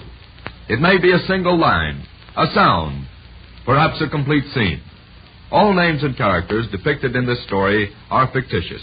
Any resemblance to persons living or dead is entirely coincidental. In the story we presented last time in this series, Formula for Death, do you remember this scene? George Huntley has just opened a letter left by Paul Hewson. What is it? The formula for a new gunpowder. He writes, with a gun barrel of proper strength, this powder will hurl a shell weighing 3 tons, a distance of no less than 90 miles. He underlined this part. I have told no one of this invention. Under no circumstances is this formula to be given to any person but Howard Cantwell of the United States Department of War. George Huntley phoned the War Department, but did not speak to Howard Cantwell. He told no one of the formula. Yet the following morning, supposed agents of the War Department asked George Huntley for the formula. That was the hidden clue, ladies and gentlemen. Now we present Murder by Proxy. London, England. Shortly after 10 o'clock on the night of August 3rd, in a dimly lighted rear room of the Blue Lion Hotel in Limehouse, a man and woman face one another across a small table. His face concealed by a loosely fitting mask, the man speaks first. You've heard my proposition, Irene? What do you say? Oh, I like the money all right, Governor. Then you'll do it? Now, looky here. Maybe I'm a criminal, maybe I ain't. But I ain't never done a killing, see? There isn't a chance of your being caught, Irene. Oh, maybe yes and maybe no. I've told you where you'll be tomorrow night at 10:30, and that he'll be alone. All you do is drive past him and shoot. Blimey, if it's so safe, why don't you kill him, Governor? I'd be suspected at once. Well, I tell you what I'll do. I'll think it over. I don't like him myself, and £1,000 would come in right handy. Very well, Irene. I'll phone you in the morning and tell you where to meet me.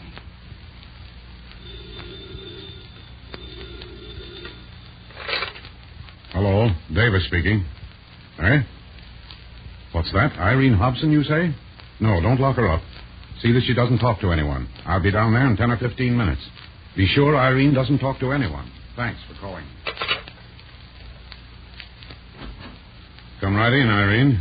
I don't mind if I do, Inspector. I warned you not to set foot in England again. Mr. Davis, I knowed I was going to be arrested tonight, and I just waited peaceful like for it. Well, that's the first clever thing you've done in a long time. But if you knew, why didn't you leave? 'Cause I ain't no murderess, not Irene. Eh? That's what I says, Mr. Davis. Irene Hobson ain't no murderess. What the dickens are you talking about? I knowed you'd perk up your ears, Inspector. Maybe I'm a jewel thief. I ain't saying one way or t'other. But I ain't What's your story, Irene? Well, it's this away. Less than an hour ago, I was with a gent what asks me if I'll do a murder for him. Go on. Not wanting to commit myself one way or t'other, I says, I'll have to think it over. That's quite considerate of you, Irene. And who were you asked to murder? The Prime Minister, little Lord Fauntleroy? You. Huh? Yes, you, Mr. Davis. I kind of thought as maybe you'd like to know about it in advance, if If this is your idea of a joke, Irene, The bloomin' truth, Inspector. I never seen the gent afore. And I didn't see him hardly at all then, on account he wore a mask, he did. Go on. Well, his mask slipped a mite, it did, and I seen his eyes. They were like snakes. Bright, beady, horrible. And his forehead, it was pale, like a man just out of jail. And it... Blimey, his picture's on your desk. What's that? Where? Right here on the front page of the Evening Sun. This here, gent. Thomas Waterford, author of the book Crusade Against Crime Now, and... hold on a minute. Huh? Paulding, bring me files H71 and H90. Right away, sir. Now, Irene, are you positive that Thomas Waterford is the man you talked with? Absolutely positive, Mr. Davis. Before Bertie the lad died, he told me something about Waterford. He done time in Dartmoor, he did. Yes, I know. I sent him up. Oh. But that was 15 years ago. He's gone straight for the last 12 years. Here are the files you asked for, Mr. Davis. Thanks. Oh, wait a minute. Yes, sir? Irene, are these two pictures also of Waterford? How can I tell if they's him unless I see the old face? Well, do the eyes and forehead resemble Waterford's? Yes, but... That's enough. All you can identify are the foreheads and eyes. These pictures are Philip Johnson and Henry Moxley. Waterford's the toff I was talking to. Where? At the Blue Lion Hotel in Limehouse, room 215. Paulding, will you call in Mr. Grayson? Oh, but there was a murder at Pall Mall Theatre tonight, and Mr. Grayson and Mr. Jeffers are in charge, sir. Oh, very well. You come along, then. Leave word we're going to the Blue Lion in Limehouse. But if this is your idea of a joke, Irene, you'll laugh on the wrong side of your face before long.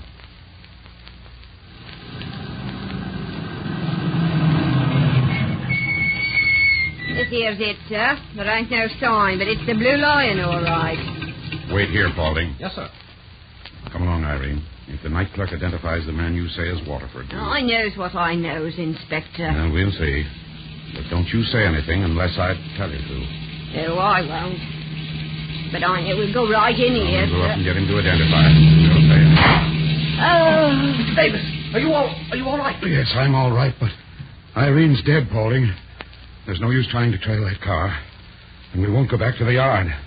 There are a few people we're going to call on, 3 to be exact. Thomas Waterford? Yes, he's the first on the list. 1655 East Waverly Lane.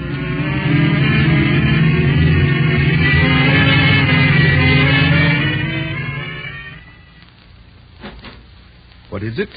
Hello, Waterford. Remember me? What do you want, Davis? Mind if I come in? Thanks. Well? Where have you been all evening? Davis, because I was once in prison, that doesn't make me accountable to you or anyone for my actions now. Well, there's no need to chuck your weight about it. I came here in order to protect you. Thank you.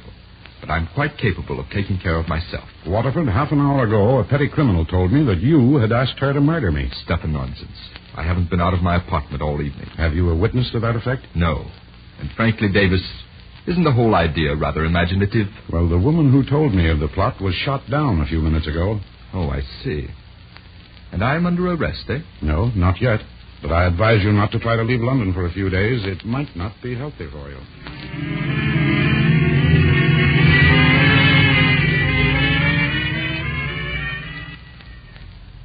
Hello, Moxley. Oh, what do you want? Do you mind telling me where you've been all evening? Why? It has nothing to do with buying stolen jewelry, Moxley. I'm investigating a murder and conspiracy to commit murder. Oh. Well, what did you do this evening? Oh, nothing of importance. Rather a stupid evening, in fact. I went to the theater, the Pell Mell, and after the show, I stopped at the Roof Club for a bite to eat. What time did you get back here? About 20 minutes ago. I see. Moxley, if you're smart, and I think you are, you won't try to leave London until I give you a clean bill of health.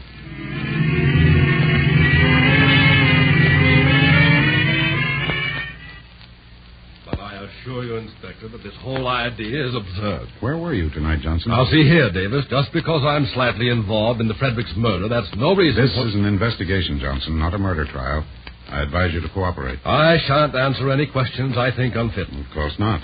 I merely want to know where you've been this evening, Johnson. Well, I worked at the office until approximately 11:30. Important papers to rush through, you know. Were you alone? Yes, but perhaps the charwoman saw the light in my rooms. Perhaps not. However, shortly before 11 o'clock, I phoned my partner, Sir Gerald Silversmith. No doubt he'll tell you that I phoned him from the office, Inspector. Well, for your sake, I hope he does, Johnson. However, I must request that you do not leave London for a few days without telling me first. Just as you say, Davis. Good evening. Where to now, sir? Better drive to the yard. Yes, sir. You know, there's only one point left to be cleared up. Which of the three is lying? Waterford, Moxley, or Johnson? Well, Waterford is probably still carrying a grudge against you. Yes, I thought of that. But if I hadn't sent him to jail, somebody else would have. However, Moxley knows I'm trying to get proof that he's buying stolen jewelry. I know he is, but I can't prove it yet. And Johnson believes I know a good deal more than I do about the murder of Elaine Fredericks. We might as well go back to the yard and call it a day, Paulding. Frankly, I'm stymied.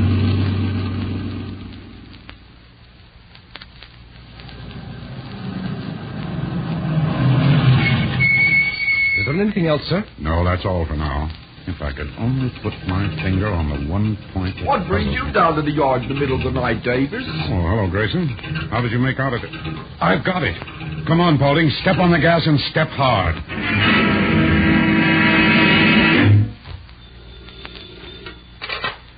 No? Yes, I'm leaving immediately. No, it's the only thing. I don't know how much he... Oh, of course he'll know I did it, but he'll never find me once I'm out of England. You'll get your share. I'll mail it from Amsterdam. Right. Yes, he's a car stopped a few doors away. I think it's time for me to leave. I'll get in touch with you later. Hawkins, are my bags packed yet? Take them to the car, Hawkins, and open the garage doors. Start the... Hawkins, why don't you... Hawkins, answer me. Drop your gun, Moxley. Drop it fast, or... Oh, did he get you, Paulding? The chest. You're next, Davis. I'm coming for you, Moxley. Throw down your gun, Moxley. Drop it. All right. All right, don't shoot. Don't shoot. Don't shoot me. I wouldn't think of it, Moxley. I'm saving you for the hangman. 2 days later, when Chief Inspector Davis was visiting Paulding in the hospital, the question arose... You know, Mr. Davis, I never did understand why you suspected Henry Moxley. Personally, I'd have arrested Thomas Waterford. Well, it wasn't exactly Moxley's fault that I suspected him, Paulding. You see, in most circumstances, his alibi would have held water. But the other night, when he told me that he had... Ladies and gentlemen, did you discover the hidden clue that caused Chief Inspector Davis to suspect Henry Moxley? If you did, write into this station and tell us the hidden clue you found. And to check your powers of observation and deduction, listen for the correct hidden clue of this story the next time we present Suspicion.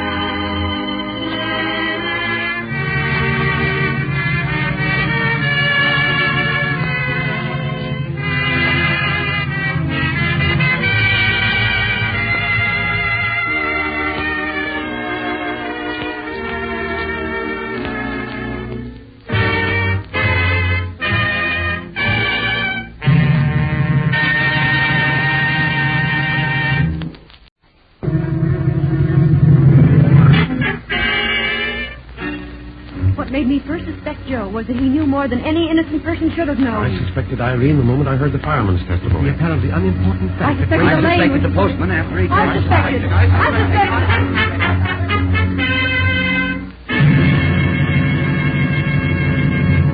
Listen to radio's newest, most interesting and thrilling program, Suspicion.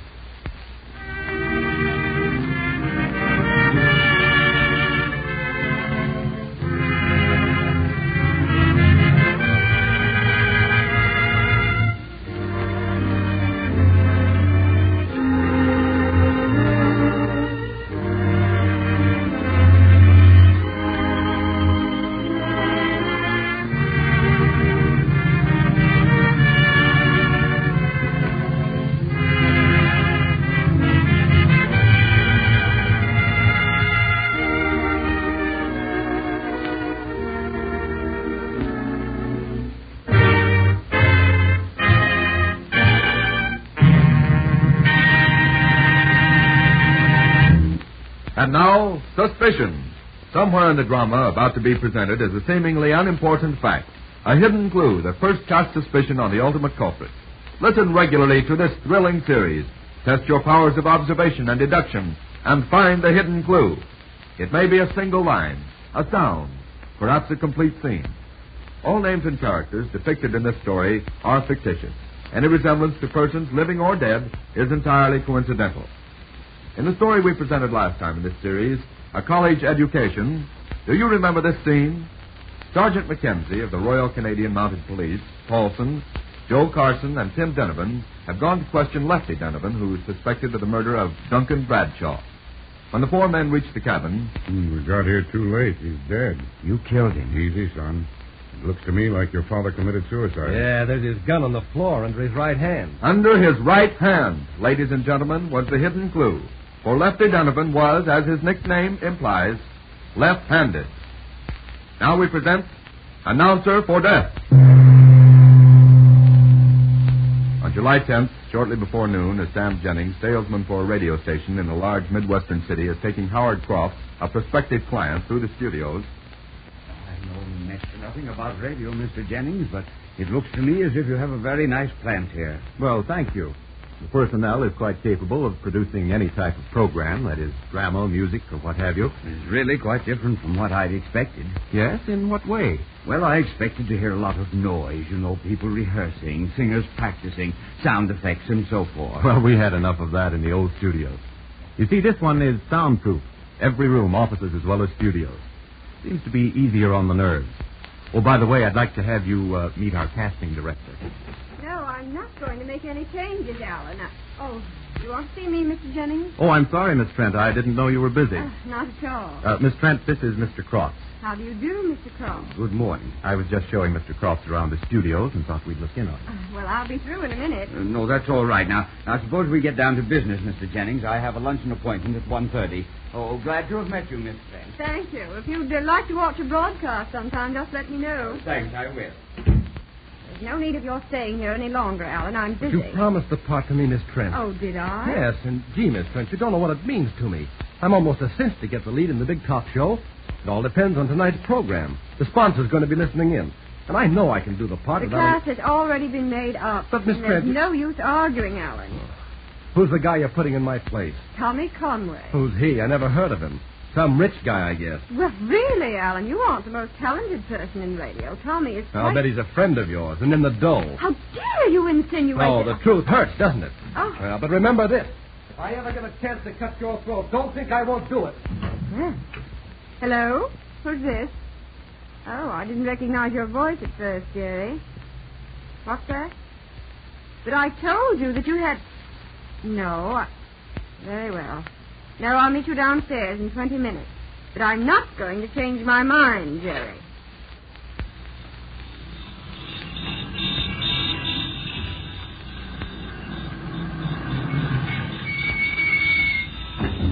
You're late, Jerry. Sorry, but I wasn't able to leave the office right away. What would you like to eat? At the Monte Cristo.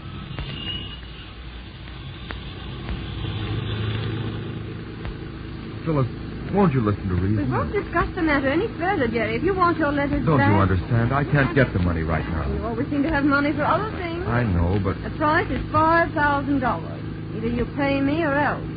If you keep whining about it, the letters will cost you $6,000. Now take me to lunch. I'm hungry.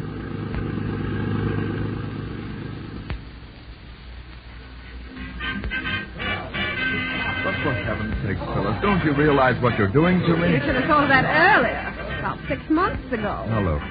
I'm trying to close a touch-and-go business deal, and I need every cent I can lay my hands on. So do I.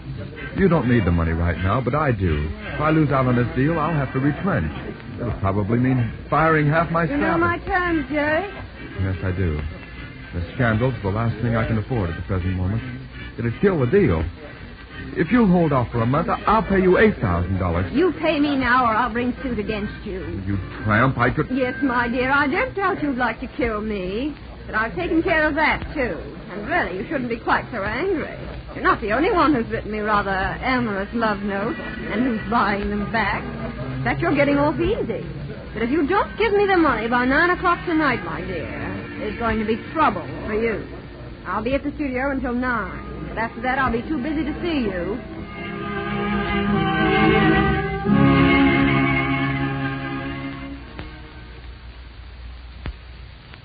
And there's the whole story, sis. Couldn't you stall her off until the end of the month? No. She's given me until 9 o'clock tonight. I know Tom would be glad to lend you the money, Jerry, but he hasn't got it. We're living out in the country just to save money. Well, looks like curtains for me, sis. Oh, isn't there anyone who could help you out? I phoned or called on everyone I know in town. Oh, how about Tommy Conway? He used to be pretty thick with his brother. Say, I hadn't thought of him. Why, he's got more money than he knows what to do with. Sure. Thanks for the tip, sis. I'll hurry back to town to see Tommy. 5,000 won't mean a thing to him.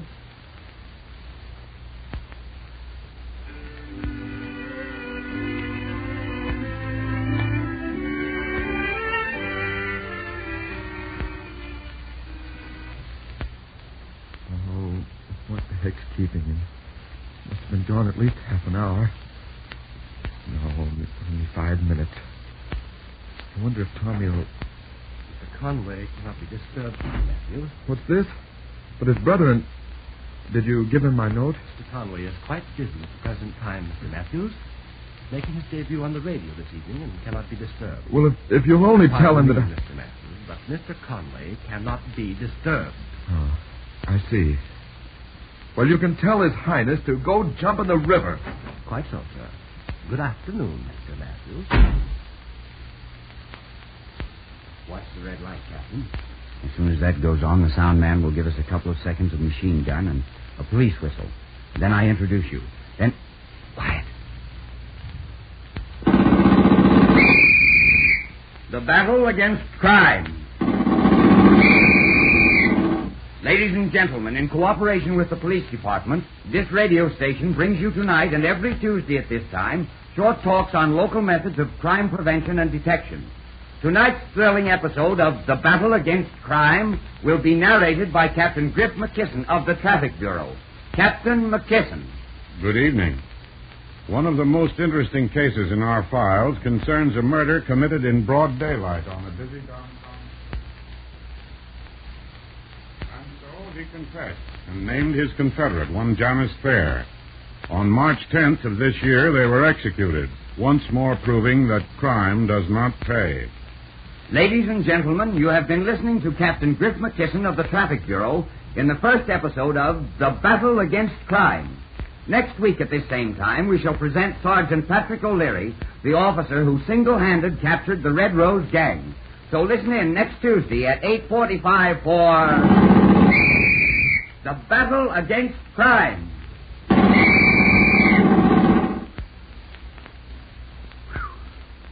You've no idea, George, how glad I am that's over. What's the matter? Did you hear anything during that last machine gun sound effect, Captain? Well, no. What? I could swear I heard a shot. Not a sound effect, but a real shot. It sounded like it came from one of the officers. Maybe I'm just imagining it, but... It won't hurt to take a look. Lead the way, George. All right. There's no one in... Oh, is that you, Alan? Yes. What is it, George? Well, have you seen any strangers in the hall here? No, I haven't seen anyone. Why? Never mind. You know where Miss Trent is? In Studio C, I guess, rehearsing. No, she's not there. I'll take a look in her office. Who's he? Alan? Oh, one of the actors, but I didn't know he was going to be in tonight's show. George, come here. What's the matter? It's Miss Trent. I just opened the door to see if she was here. Turn on the light. Good Lord, Captain, she's... Yes. The bullet ended an inch and a half above the left eye. Cordite smells pretty strong. Can't have happened very long ago. Still, with the door Can I call the closed... police? No, I think I'll be able to take care of it. Captain McKisson is from the police department, Alan. Oh. Let's see. The murderer must have been standing just about... Gentlemen, but can you tell me what... Phyllis. Good Lord, what... Did you know her? Yes, I did, but not very well.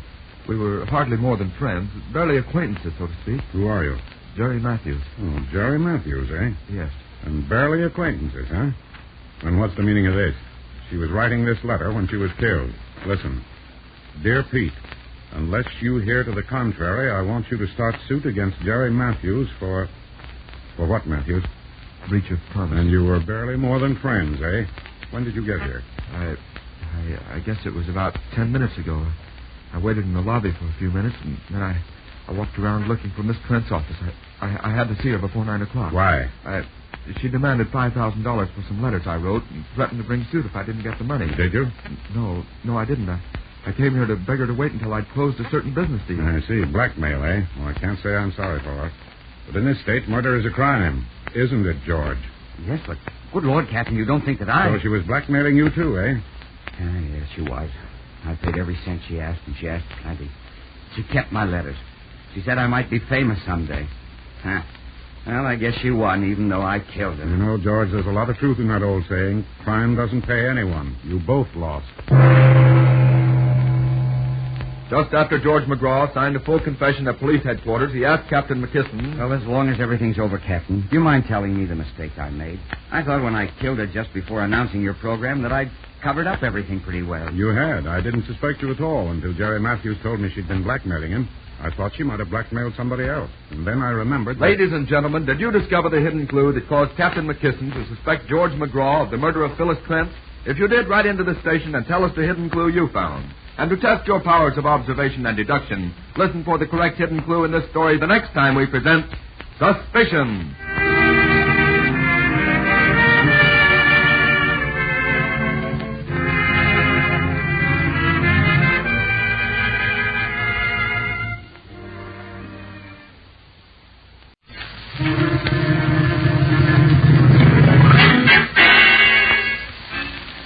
What made me first suspect Joe was that he knew more than any innocent person should have known. I suspected Irene the moment I heard the fireman's testimony. You have the unimportant fact. I suspected the postman after he testified. I suspected.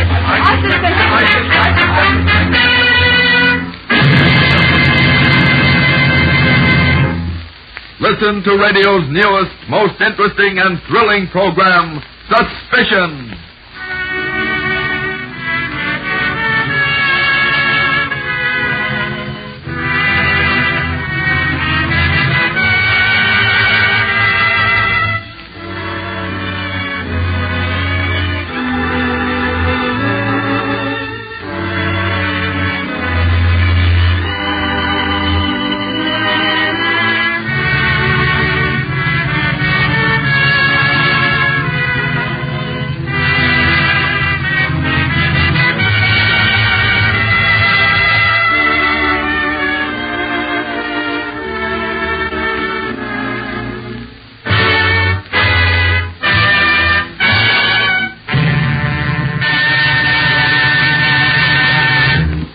And now, Suspicion. Somewhere in the drama about to be presented is a seemingly unimportant fact, a hidden clue that first casts suspicion on the ultimate culprit. Listen regularly to this thrilling series. Test your powers of observation and deduction and find the hidden clue. It may be a single line, a sound, perhaps a complete scene. All names and characters depicted in this story are fictitious. Any resemblance to persons living or dead is entirely coincidental. In the story Announcer for Death, presented last time in this series, do you remember this scene? In a modern, completely soundproofed radio station, Captain Griff McKisson has just completed his program. You've no idea, George, how glad I am that's over. What's the matter? Did you hear anything during that last machine gun sound effect, Captain? Why, no. What? I could swear I heard a shot. Not a sound effect, but a real shot. That, ladies and gentlemen, was the hidden clue. The studios and offices were completely soundproof, and George McGraw claimed to have heard a pistol shot over even a blast of synthetic machine gun fire. And now we present Honor Among Thieves. Paris, France. Shortly before midnight of July 5th, when Julien Novelle enters his small apartment in a quiet section of the city. Close the door, monsieur. Huh? The door, close it. But who are you? Keep your hands away from the light switch, monsieur. My eyes are quite accustomed to the dark. Now walk straight ahead. Quick. What do you want? Don't touch the lamp. Help! Police! We shall meet again, Monsieur Neville.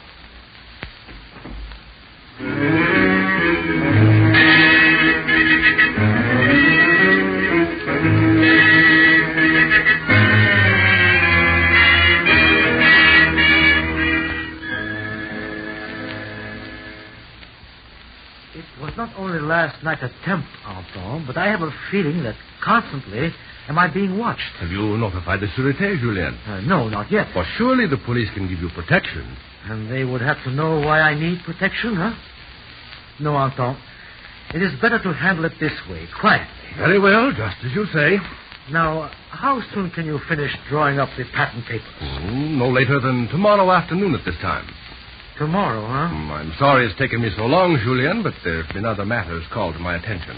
It probably makes no difference, only I had hoped to register my invention this afternoon. But certainly, if I had such a valuable invention, I, too, would want to register it as soon as possible.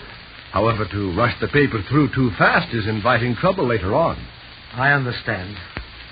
Anton, would it be too much trouble for you and your wife to put me up at your place tonight? Trouble? Absurd. Of course not. We should be extremely honored to have you. Perhaps I'm being very foolish, but I'm certain that another attempt will be made to steal my plans. And as I live alone... Say no more, Julien. You shall be our honored guest until the invention is safely registered with the government. And as for being too much trouble, well, we are friends, Julien.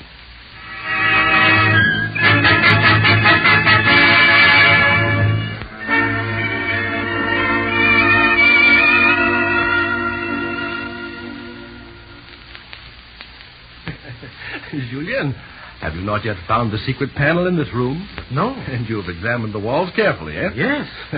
Good. Now, close your eyes for a minute. And now, my friend, open them. Good heavens, Anton. Right before your eyes, eh? Yes, but I would have... You and my wife and I are the only people who know of this hiding place. But only I know how to open it. Now, we place your patent papers in here, and in the morning we find them undisturbed. What's the matter? I thought there would be a wall safe or a... I am the only one who knows how to open it, Julien. But should someone try to force the panel open, the secret control button also controls a burglar alarm, and the burglar... what do you want, Andre? Your wife wishes to know if you and Monsieur Neville will join us in a game of cards. Certainly, in just a moment. Truly, Julien, this is the safest place I know for your invention.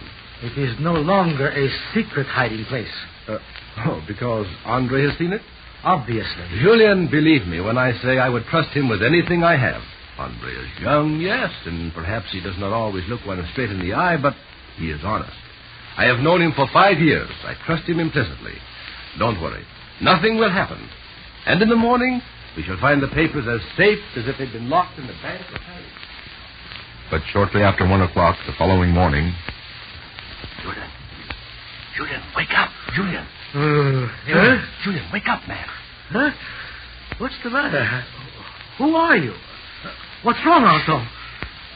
Someone is trying to open the secret panel downstairs. The alarm in my room just went off. Follow me. Have you a gun? No, but there are 2 of us.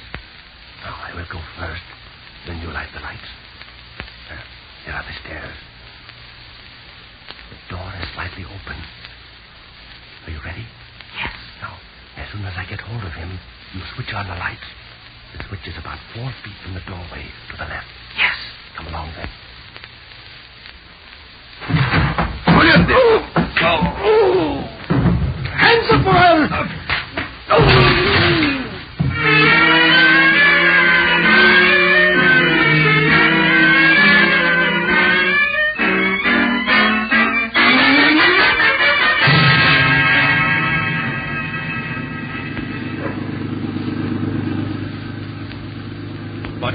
couldn't have been Andre. He left the house 2 hours before the burglary, Julien. He could have come back. Oh, very well. I see there's no use arguing with you.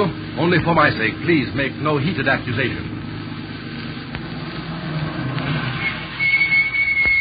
Certainly not, Anton. And if Andre proves he had nothing to do with the theft, I shall apologize immediately.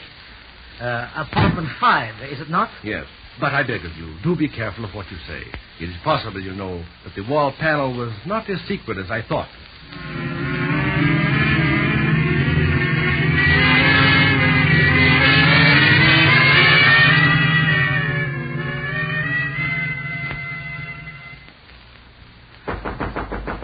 I will do all the talking, Anton. Now, enough, Julien. He's coming. What do you... Oh, good evening, Monsieur Navarre. Hello, Anton. Come in, won't you? Thank you. Oh, what may I do for you, gentlemen? What time did you return here last night? About half hour after leaving Anton's home. I imagine it was a few minutes before 11:30. Why? Andre, Julien thinks Did you go out after coming home, Andre? Well, what is this all about? Well, did or didn't you go out after returning here? Well, I refuse to answer any questions until I know what you're... Very well, very well. Shortly before 1 o'clock this morning, the secret panel in Anton's library was forced open and some very valuable papers of mine were taken. Since you and... So you think... Anton, his wife, and I are the only people who know of the panel. Perhaps you walk in your sleep, Monsieur Navarre. Also, it's not impossible that others know of the panel. That I have been here since returning from Anton's, and I defy you to prove otherwise. Are you sure that nothing has been changed? The room looks the same to me. How about you, Anton? Oh, I don't believe anything has been touched. This small crowbar is exactly where it was when you last saw it. Yes, I'm quite sure it is. And this chair is in the identical position? Yes. The panel is open just as wide. But certainly. A spring in the lower hinge keeps it that much open. I see. Well, how long do you think it would take to force open this panel? Oh, only a few seconds, if one knew which panel to work on. And how to work, eh? Evidently, it was a professional criminal. There are very few dents and scratches in the wood. Now, if you two will leave me now, I have some notes and measurements to take. Certainly. Come along, Julien. Size 4 crowbar, 6 dents in the frame of the panel on lower left corner. No dents in panel itself. Panel is 6 feet. Well, do you still suspect Andre? He has no witness to prove he did not go out after returning to his apartment, Anton. If he had witnesses, Julien, then I would suspect him. Huh? How so? The criminal relies on witnesses to prove he was not at the scene of the crime. But the innocent person often cannot produce witnesses to prove where he was. Monsieur Nivelle, we're doing our very best. But surely after 10 days there must Monsieur, be... perhaps you'd like to know how careful we are. Everyone connected with this case has been under constant observation. Monsieur Anton Collot, Madame, his wife, their maid Fleurette, Monsieur Andre Thibault, and even you, Monsieur Nivelle. Me? Why not? Not that we suspect you, but there is a possibility that you stole the invention from someone else, and this is a camouflage. But, we must follow every lead. Yes, Léon Gascon speaking. Well, what's that? To America? No, make no attempt to stop him. See that his baggage is detained at the inspection shed. Yes, Monsieur Nivelle will be with me to make the identification.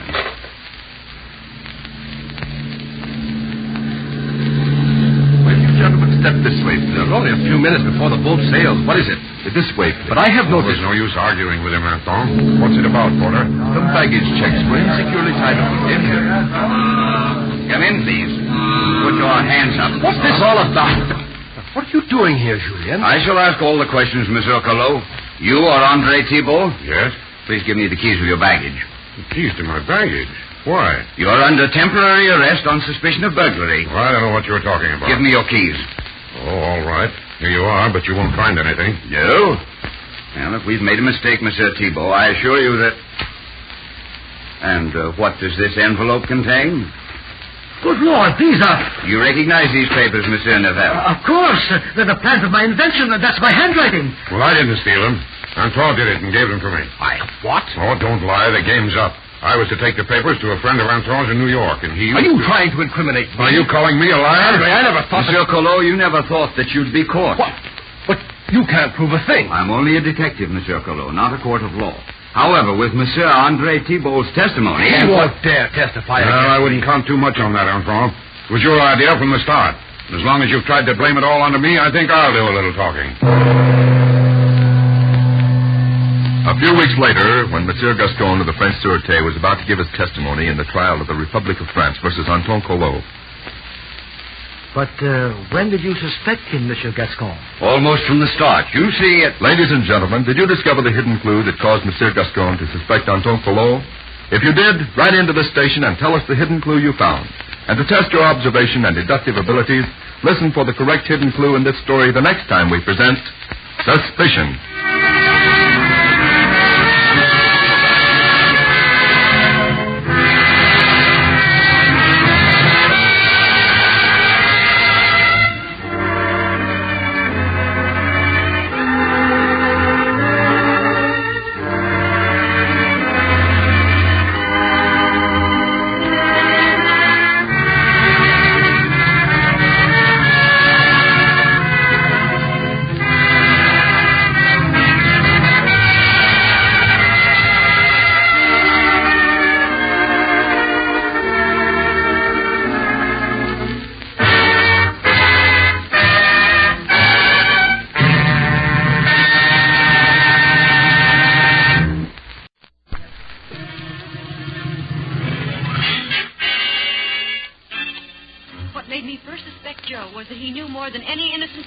I suspected Irene the moment I heard the fireman's testimony. The apparently unimportant fact. I suspected the postman after he I suspected.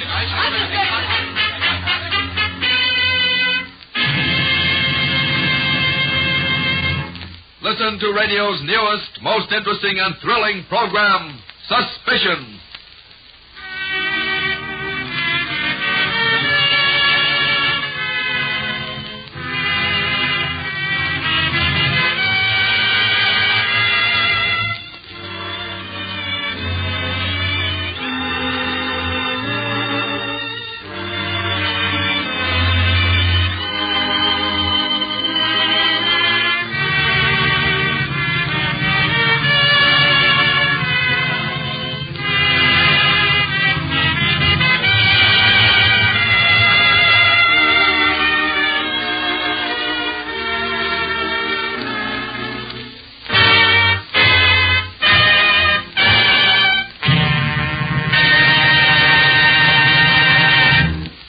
And now, Suspicion. Somewhere in the drama about to be presented is a seemingly unimportant fact, a hidden clue that first casts suspicion on the ultimate culprit. Listen regularly to this thrilling series. Test your powers of observation and deduction and find the hidden clue. It may be a single line, a sound, perhaps a complete scene. All names and characters depicted in this story are fictitious.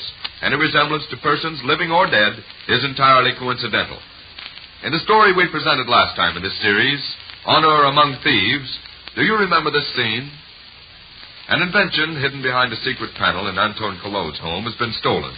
When Gascon of the French Sûreté arrived and examined the secret wall panel... Size 4 crowbar, 6 dents in frame of panel on lower left corner. No dent in panel itself. That was the hidden clue, ladies and gentlemen. Had the panel really been forced open, there would have been dents in both panel and frame. Anton Collot stated that only he knew how to release the catch of the panel. After opening the panel, he dented the frame to make it appear that it was forced open. And now, Kidnappers. Shortly after 11 o'clock on the evening of August 2nd, as Homer Welch, prominent financier living in a large city on the Pacific coast, drives home alone from a business meeting, he brings his automobile to an abrupt stop as... Say, what's the matter with you? Haven't you any better sense than to shoot out of a driveway? Keep your shot on, pal. Who are you? Just a guy who figures you got too much money for your own good. Move over. I'm driving, see? Kidnappers, eh? Help! Police! You asked for it, pal. Hey, Muggsy, get that jalopy out of the way. It's time we were scramming.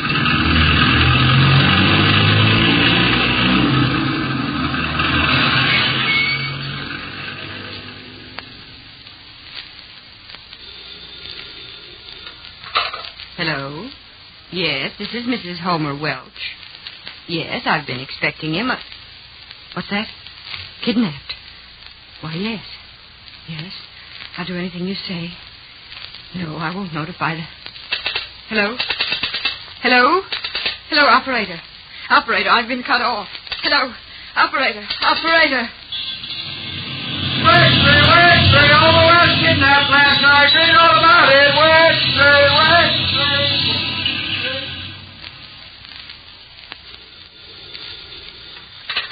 Hello? Hello? Yes, this is Mrs. Homer Welch. No, I didn't tell the police. It must have been the maid. She came in just as... Yes? $20,000? Yes, I'll... Hello? Oh, they've probably hung up again, Mrs. Welch. Now then, if you'll just tell us how and where they want the ransom, we'll set a trap and land the whole bunch... No. What? No, I'm going to do exactly as they tell me.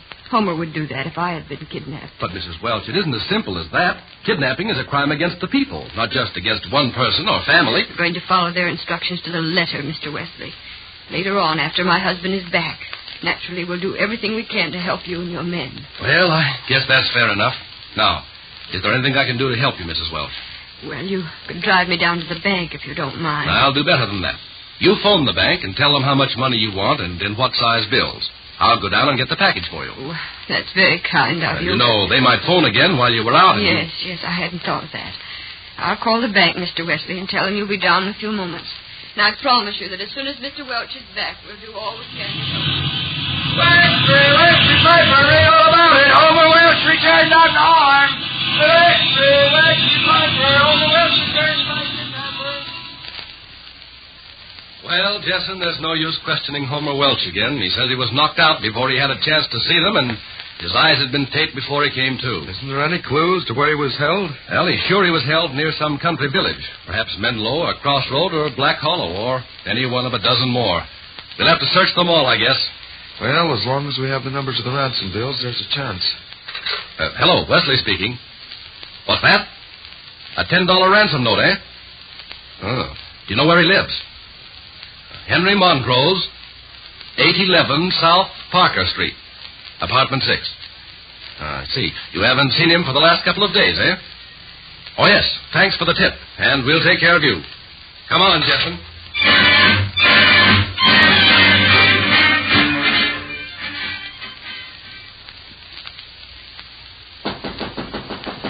He's coming. Have your gun ready. Are you Henry Montrose? Yes, what is it? We'd like to talk to you for a minute. Let's go inside. But, look, we're from headquarters. And don't try any smart stuff, see? Well, what have I done? Have you seen this $10 bill before? Perhaps. I'm sure I don't know. I'm not in the habit of writing my name on everything. All right, save it, wise guy. Wipe the shaving cream off your face and come along with us. You're under arrest on suspicion of kidnapping. The following morning at Crossroads, a small town 15 miles west. Concern it, Marty. What's come over you? Ever since you seen the paper this morning, you've been meandering about the house like you seen a ghost or something. Hiram, this is the man, all right? Huh? What man? His picture on the front page is of the same identical man I seen crossing the north field the night before last. Well, I'm sworn. You certain about that, Marty? Of course I be. There was a full moon, and I seen him as plain as day. He couldn't have been more than 200 feet away from me. He turned around, and I seen his face just as plain as I seen yours. Of course, Hey, where are you going? To phone the police, of course. What in tarnation would he be doing? Now, operator, this is Hiram Jones. I want to put through a long-distance call, I do, and I don't want no listening in. Get that done? Why don't we get smart, Montrose? It's only a question of time till we get your accomplices. I told you I don't know a thing about it. I don't know where I got that $10 bill. I haven't any idea. And if I'm not allowed to see my attorney immediately, I'll sue you and the whole doggone police force for... Hello, Wesley speaking. Who's this? Hiram Jones of Crossroads, eh? Yes? Yes? She's positive? Yes. Yes, we'll go down and see her at once. Thanks for calling. Well, Montrose, the game's up. You were seen near the town of Crossroads the night before last, and I have a hunch Welch was held there. Crossroads? I haven't been out that way in 6 months. No? Listen, you were seen there. Now, why don't you get smart and turn state's evidence? How can I? I didn't kidnap Welch. Okay, it's your hanging, not mine. And... Hello, Wesley speaking. Oh, send him in. Well, Welch has just gotten here. It'll be tough if he identifies you. You never saw me. Maybe. Good morning, Mr. Welch. Good morning, Wesley. Now, take a good look at this man. Well? I never saw him before. What? Why... At least I don't believe I ever saw him before. Still, it was dark. Now, you'd better think it over for a while, Mr. Welch. He can't account for the ransom bill he had, and he hasn't an alibi. Further, we have a witness who does identify him positively.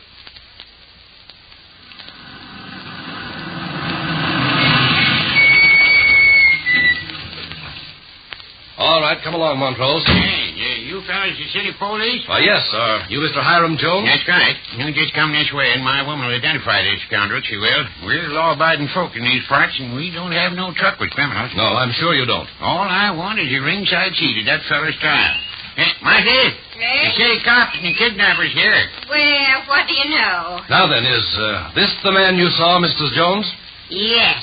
He's the same identical man, all right. Ah, you'll sign a statement to that effect? Yes, sir, I certainly will. And if you want me to give my testimony in a court of law, I'll do that, too. Well, thanks for your cooperation. Now then, we'll have a look around Crossroads before going back to town. Well, Montrose, what have you got to say now? If you're smart, you'll turn state's evidence before going on trial. But maybe you're not smart. Waxy Piper, read all about it. Kidnapper hideout at Crossroads bound. Waxy. Suspect pleads not guilty. Read all about it. Waxy.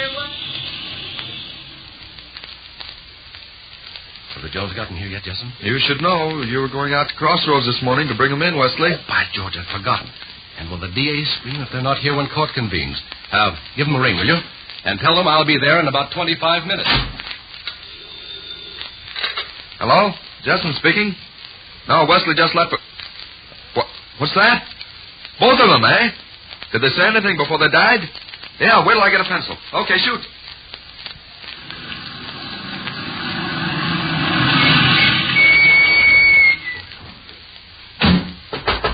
Mrs. Jones? Mrs. Jones, it's me, Mr. Wesley.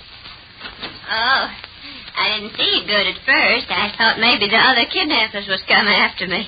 Whenever someone knocks on the door, I stand by the wall here and study them for a minute. It's time to take us to the trial, eh? Oh, yes. I'm sorry I'm so late, but I had so many things to do that I almost forgot to come for you. But we'll be in court in plenty of time. We'll go in through this door, Mrs. Jones. Now then, don't be nervous. Yeah. What's going on here, Jessen? The kidnappers are caught. Just after you started for Crossroads, Where? Where were they caught? They were trapped at Jonesville and tried to shoot it out. Two of them, Muggsy Phillips and Slim Ederson. They had $19,000 of the ransom with them. Well. They confessed before they died. Are they holding Montrose? What for? He's innocent. Well, yes, he is innocent. What's that? I was just going to tell the DA that we had no case against Montrose. A short while later, in Detective Wesley's office at police headquarters... No, we really had no case against Montrose, Jessen. Only I didn't realize it until I walked into court. No case? Why, the DA had a fool. Oh, no, not this time. There was something the DA didn't know. Naturally, Montrose didn't know where he got that $10 bill. How could he? Why should he have thought about it? You see, he was innocent. And as for an alibi, well, innocent people often have a hard time proving one. But it was something else. Ladies and gentlemen, did you discover the hidden clue that caused Detective Wesley to suspect that Henry Montrose was not guilty of the kidnapping of Homer Welch? If you did, write into this station and tell us the hidden clue you found. And to check your powers of observation and deduction, listen for the correct hidden clue in this story the next time we present Suspicion.